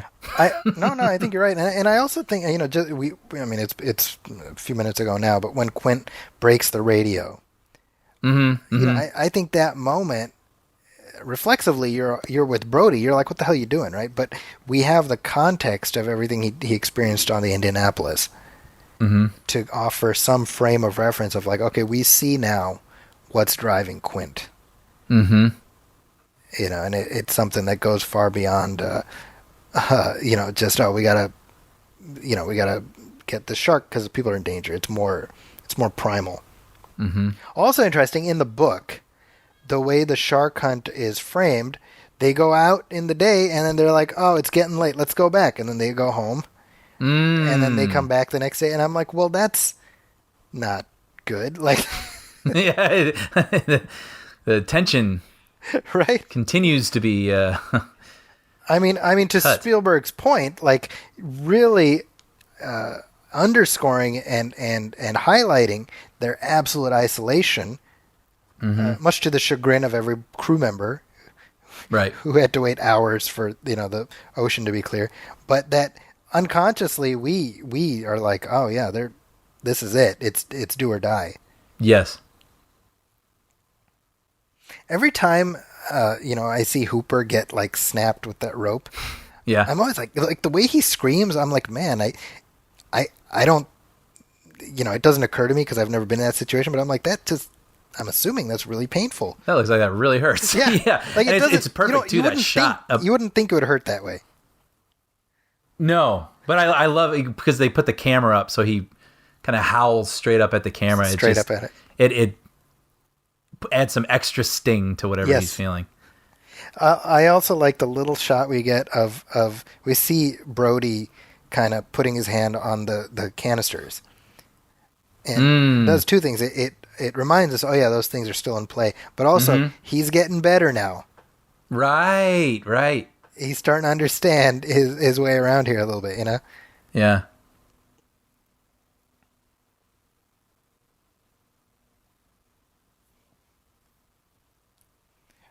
Curious, when did Robert Shaw pass away? Let's see. I got it right here. IMDb. 78. Wow, so not too long after this. Oh wow. Huh. That's kind of a shame. Wow. He had a Yeah. heart attack. Hmm. And he was 51 when he died. Oof.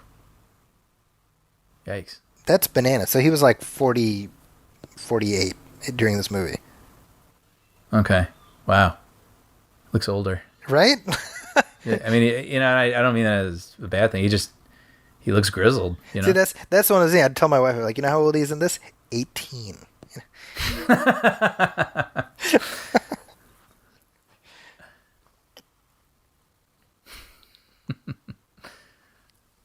This just doesn't look like fun, does it? No, I'm Getting thrashed by the ocean.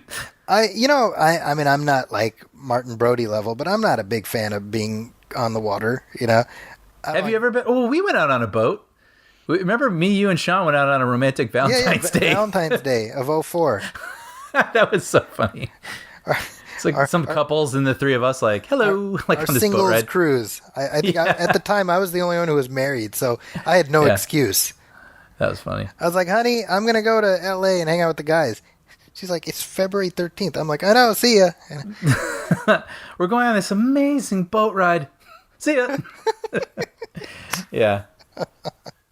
Is that the furthest out you've gone out on the water? Perhaps. I mean, I went on a cruise when I was in Hawaii. Oh, right. But just in general, like I'm like, I like being on the land, so I can certainly relate to a lot of Brody's concerns. Yeah, I mean, I like boats. I went deep sea fishing once. By the way, this is so cool. The 3 barrels coming toward the boat, awesome.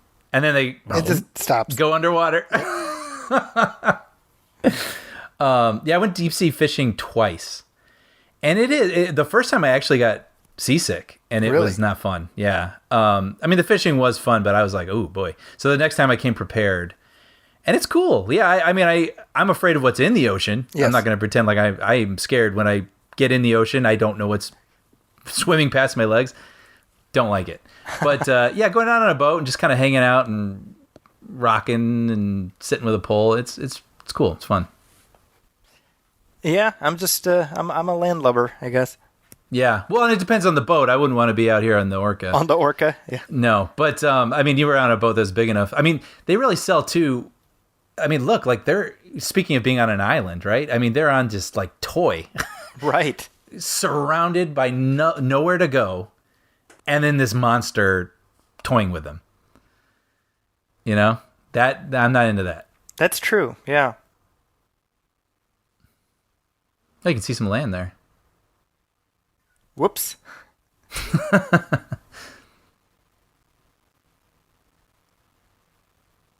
maybe makes sense now. He's talking about shallows.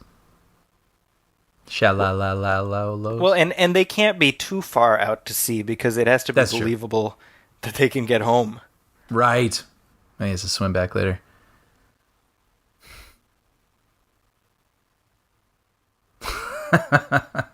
So great. I'm whistling.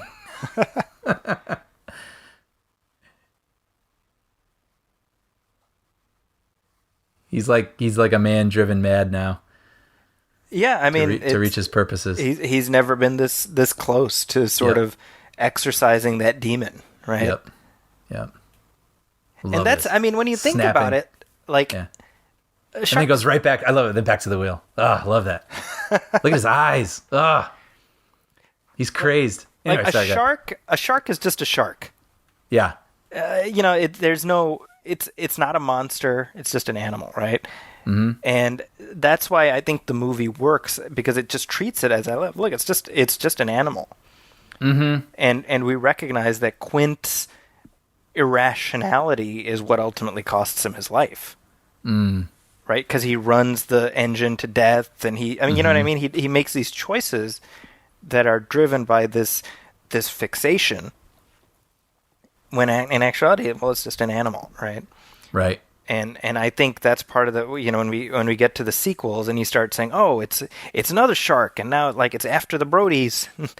Right. Like I think that's the problem, right? Like, well, we know sharks are not telepathic. Mm-hmm. Yeah, I still can't believe it that it chases the family. It's so ridiculous, and it's the moment, like before the shark dies, they intercut Roy Scheider at the very end of this, where he's like, "Smile, you son of a," and I'm like, don't. Oh, really? Don't befoul that movie. Right. The third one is ridiculous too, because that has a shark end up at like SeaWorld, basically. And Dennis Quaid works there, and he's the older son. Okay. I've never seen that one either. Yeah. I mean, honestly, I saw both 3 and 4 a long time ago, so I barely remember them. But my sense, my recollection is that 3 and 4 do not like coexist with each other. Okay. Like 4 ignores 3, that kind of thing. Oh, interesting. But yeah, Jaws 3 was released in 3D. Right. And so it ended up doing really well, but because of the gimmick, even though it's terrible 3D. Right. I take that back. I've seen little hunks of it on HBO, I think. Right. And it does look like a Viewmaster Yes. sort of thing where it's Exactly. a cut out image that sort of got pasted into Yeah, it's not yeah. exactly Avatar, yeah. Right. Now, I've talked about this on the regular show, but one of the ideas that Universal was pitched was by National Lampoon to do a parody, and they were going to call it Jaws 3 People Zero. Right. I forgot about that. Yeah. And Zanuck and Brown were like, no, we're not going to. That's going to destroy the franchise. Right. That's a no-go. Yeah, worth mentioning. I mean, this is produced by Richard Zanuck and David Brown, who, I mean, Richard Zanuck was the head of 20th Century Fox, like before this. Mm-hmm. And so he was, and he's the son of Gerald F. Zanuck. He was Hollywood royalty. Right. So one assumes that when it came to Spielberg and any issues the studio was having, Zanuck was probably kind of the guy running interference. Right. Zanuck also famously, he greenlit Planet of the Apes. So speaking of Chuck Heston, you can see why Chuck Heston would have been in the mix, right? Yes, of course. So this was the only moment I was going to bring up where I always forget about this moment in the movie. And so when he's down there and we're having, the whole moment in the cage, I'm always like a little ready to speed things up a bit. I hear you. Yeah. I agree with that. This almost feels like a sequence that you could imagine on the DVD. We're like, oh, well, I'll be damned. They had a whole cage thing that they kind of decided to drop, I mean, I'm sure this is like blasphemous to like Jaws heads out there, but. Well, I mean, from a story construction point of view, it's necessary because we need to Yes. separate Hooper. And so Hooper was supposed to die originally. Right. And you can correct me if I'm wrong, but my understanding was they tried to shoot that and they had a dummy in the cage, but they weren't getting what they needed. And so like, all right, fine, screw it, he lives. and I think that's for the best. Yeah, it makes for a nice ending. I think you need that. You need the tension relief of that. But the photography is really interesting. We're talking about Ron Taylor, the underwater photographer. He and his wife who shot this, they had a little person in a cage. Right. And that made the shark look bigger. Right. Just, Which that poor bastard in the CG when you cage. could just do whatever you wanted. And you like got to find, Right. you get clever. But I mean, that's like the fact that Ron Taylor, like he was a champion spear fisherman, like before he embarked on a career in ocean photography, and just one day he was just like, you know what, I don't want to do this anymore. I don't want to be killing these creatures. Oh, interesting. And after that, he's like, I'm gonna photograph them. And this is before Jaws, Yeah. and that's what brought him to Steven Spielberg's attention.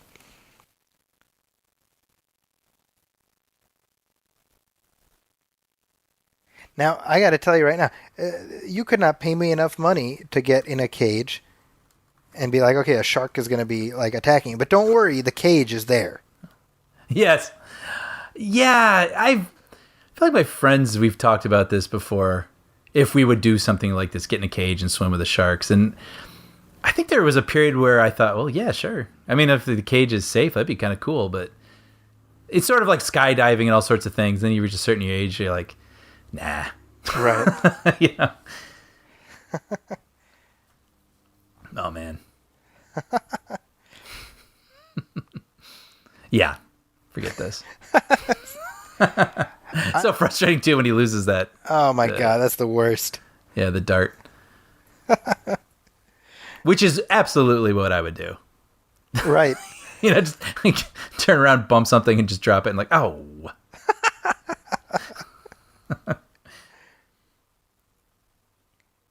Again, like I think it helps that Hooper's just kind of a schlub, right? Like, Right. he's not a He-Man, You know, so it's all of these characters act in ways that are within the realm of possibility. I think that's a real trick, right? Because so many times you watch a movie and you'll be like, well, that like there's no way a person would react that way given this XYZ set of circumstances. Right. And I think Jaws, what it really has working in his favor is all throughout. You know, if we use Brody's arc as a through line, he acts in a believable way, which is important. But I mean, all the rest of like our main characters, everything they do feels of a piece with the way they've been presented. Mm-hmm. And it's kind of interesting because then for some reason the movie Predator just leaped into my head. Mm-hmm. You know, and I ain't got time to bleed. Right. It's kind of interesting then the next decade was filled with people who we would not behave like. Right, know? Yeah. Kind of a funny, I don't know, reaction or I don't know what you... I mean, I think if we view each era as a reaction to the era preceding, absolutely. Mm-hmm.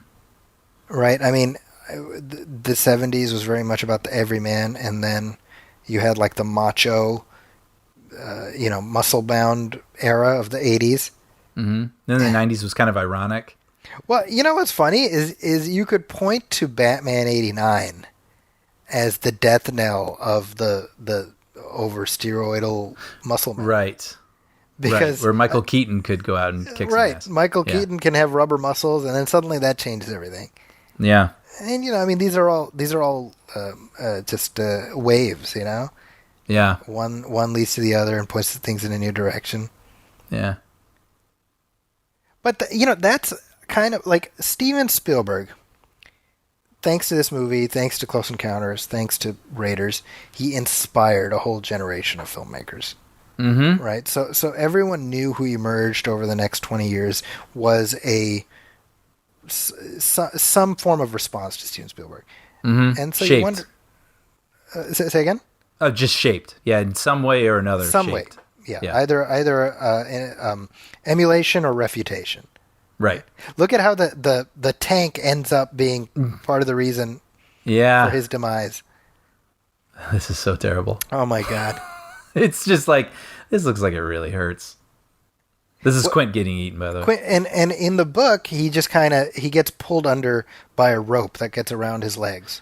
Right, he drowns. Yeah. Right. And this, it's like, no, you need this, and it's awful. Yeah.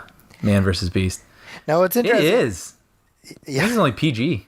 That's okay. So yesterday I was about to say I'm watching with the kids, and then right there when Quint screams and coughs up the blood, my wife is like, "Should they be watching this?" And I'm like, "It's rated PG." And my wife, in pure Marge Simpson fashion, goes, "I'm not sure about that." That's hilarious. I would just be like, "Oh, they got to learn sometime." They got to learn sometime. Blood is red, and it's in you. Yeah. And there's a lot of it. You know what's funny? I was saying that about the underwater sequence with Hooper, and I don't know, maybe because we're talking through it or whatever, but it moved along much quicker than I remember in previous viewings. Sure. Now we got the tank. This is frightening. You know, your little island is capsizing, and you are stuck with this thing that is like after you. Well, and the idea that, like, this is it. There's no plan B. The boat's going down. That's it. So Brody, his ultimate, the culmination of his arc, he has to literally be submerged in water. Right. To overcome that fear, you know? His fear is creeping up his body. Yep. Literally. Yep. It's great. The fact he takes Quint's position on the parapet. Yep. Right? I mean, it's he has become a seaman. Yeah. And it's of necessity, right? And so, you know, the most important character changes we go through are born of just absolute necessity. If it was up to Brody, he'd still be on shore. Mm-hmm. But now he has no choice.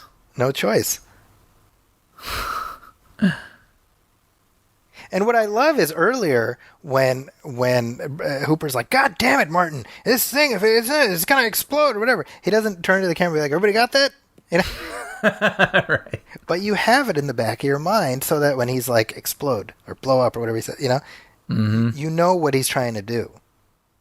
Yeah, I feel like Benchley called Spielberg out over this too, saying that wouldn't happen. He's like, "Look, man." Yeah, and I think Mythbusters actually busted. Oh, it. yeah. They busted it. They're like, "Yeah, it wouldn't happen."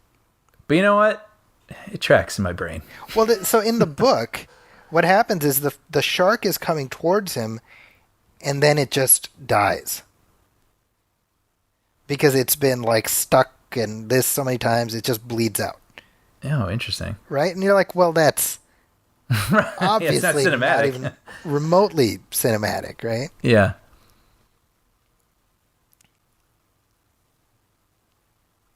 And there it goes. In pieces. Rest in pieces. Yep. Man 1, Beast 0. There you go. Well, Beast 3, 4. Yeah, like it's still ended up ahead, I think, when all was said and done. Yeah. Yeah, when it came time to do the sequel, Roy Scheider was essentially forced into it because of he was under contract to Universal. And it proved an absolutely miserable experience for him. It ended up being directed by a guy named Gino Zwark, who also, years later he did the movie Supergirl. Oh, okay. And just, I mean, Roy Scheider hated being in that movie. Oh, really? Yeah. However, the movie did very well. I can imagine that. A sequel to this. Yeah, at the time, it was the most successful sequel ever made. I mean, think about it. This is the first movie that grosses over $100 million. Like you said, that's people going over and over and over. Yeah. You're going to put more? Make more of that? Of course they're going to go. And I think that goes to what I was saying. Like, I think this movie gives you enough room for maybe one more. Mm-hmm. After which, it's like, okay, this is getting ridiculous. Like, you almost have to give the shark a... yeah, like some a kind mission. of powers or something, Yeah, right? powers, yeah. Oh, goodness. I think this is a great final line. Like, I feel like it doesn't get talked about as like a great last line in a movie. Maybe because we're not seeing him. Like, it's clearly ADR, right? Sure. I used to hate the water. Yeah. I can't imagine why, It's it is. It's perfect culmination of Brody's arc. Yeah. So Joseph Alves Jr. right there, he directed the third movie. Oh, okay. Yeah. He was a producer on this? A production designer. Oh, production. Oh, interesting. Yeah. Huh. So Jaws, Brian. Jaws. Final That's a blast even just to watch and talk through. It really was. Yeah. I love this movie. I mean, I know this is really, really revered for a lot of people. And admittedly, I mean, I didn't see this movie all the way through until I was a bit older, maybe 20 something. I'd seen it on TV or seen it when I was really little, didn't remember it. I'm like a big Close Encounters guy and E.T. and like those are the ones that I am really immersed in. But this one still feels kind of fresh to me when I watch it. So where some people, it's like a comfortable sweater. For me, I know it pretty well, but it still has that sort of newish thrill to me because it's probably the Spielberg classic I've seen the least of all of them. Nice. So yeah, I really enjoyed revisiting this. It's a new July 4th tradition for me that I have just birthed with my kids, and I'm see that PG-13. See that? I show that to my wife. Wait, what? After the movie, the credits, it has a little thing that says PG-13. Sorry, PG. PG. Oh, that's why I got confused. Sorry, yeah, I was like, is yours right. different? I got to show that to her to be like, see, Right. I'm not sure about that. That's my imitation of my wife. That's exactly like Marge Simpson. It's to me, obviously, if this were made even a few years later, this would have been PG-13. Oh, easy, yeah. Right. But I think even still, it's a testament to how much you can convey terror without needing to sort of bathe your movie in viscera. Right.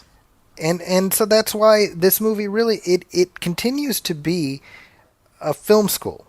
It's a 2-hour education, because if you have an inclination to go into that arena, just watch Jaws. Look at how much he accomplished with so many limitations. You know, I think that's why it speaks to us 45 years later. You know, we're talking about fear of water is something so primal. The propensity people have for just being stupid, even in the face of, you know, a very present danger. Well, gosh, I mean, we're living through how real that is. I think that's why it works. It's a masterclass in the human experience. Yeah, and as we've said multiple times throughout this whole thing, it's the characters. You know, you take those moments to have that speech. You can imagine there had to be someone who wanted to cut that speech, Quint's speech. You know, and it's just Right. all the, and then like you said, I guess I probably felt it, but I never really thought about it. But with Brody fiddling with that rope, and it's just not just worrying about what the characters are going through in terms of the action, but what are the characters going through as people.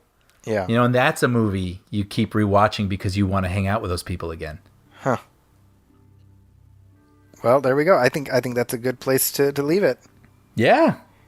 So we'll be back soon with our next commentary track, which is not Jaws. We've talked. We gotta. You know, I made Brian watch RoboCop 2, so I need to make that effort he put in. It's got to count for something. It's got to count Please. for something. God damn it. So our next commentary will be RoboCop 2. That's coming up soon. I'm excited for that. And in the meantime, we will also have a regular show coming up soon. And, you know, we got Nostalgia Theater. We got all kinds of stuff here at Movie Film. And if you have any thoughts about this commentary or about what movies you'd like us to do commentaries on, as you guys know, we're doing a few more now because just there's nothing else to watch, really. Let us know. You can email us at moviefilmpodcast@gmail.com. You can also hit like on our Facebook page, facebook.com/moviefilmpodcast, and message us there. If you're looking for me online, you can find me on Twitter at Zacky's Corner. That's ZAKIS Corner. It's also my website, justadded.com. And Brian, where are you at? I am writing for Puppy Dog Pals, which new episodes are continuing to air. And, of course, you can catch the whole back catalog, Disney, Disney Plus, Disney Junior. So have you written any Jaws references into Puppy Dog Pals? Oh, we have a whole episode. Yeah. There's a dog. Sean wrote it, actually. It's they meet a dog named Quinty McSquinty. Really? Yeah. Well, there you go. So what that tells you, folks, is Brian puts his money where his mouth is. Right. He's right there with The Simpsons and Kevin Smith, putting his love for Jaws on display. So, thank you everybody for listening, and we'll catch you next time.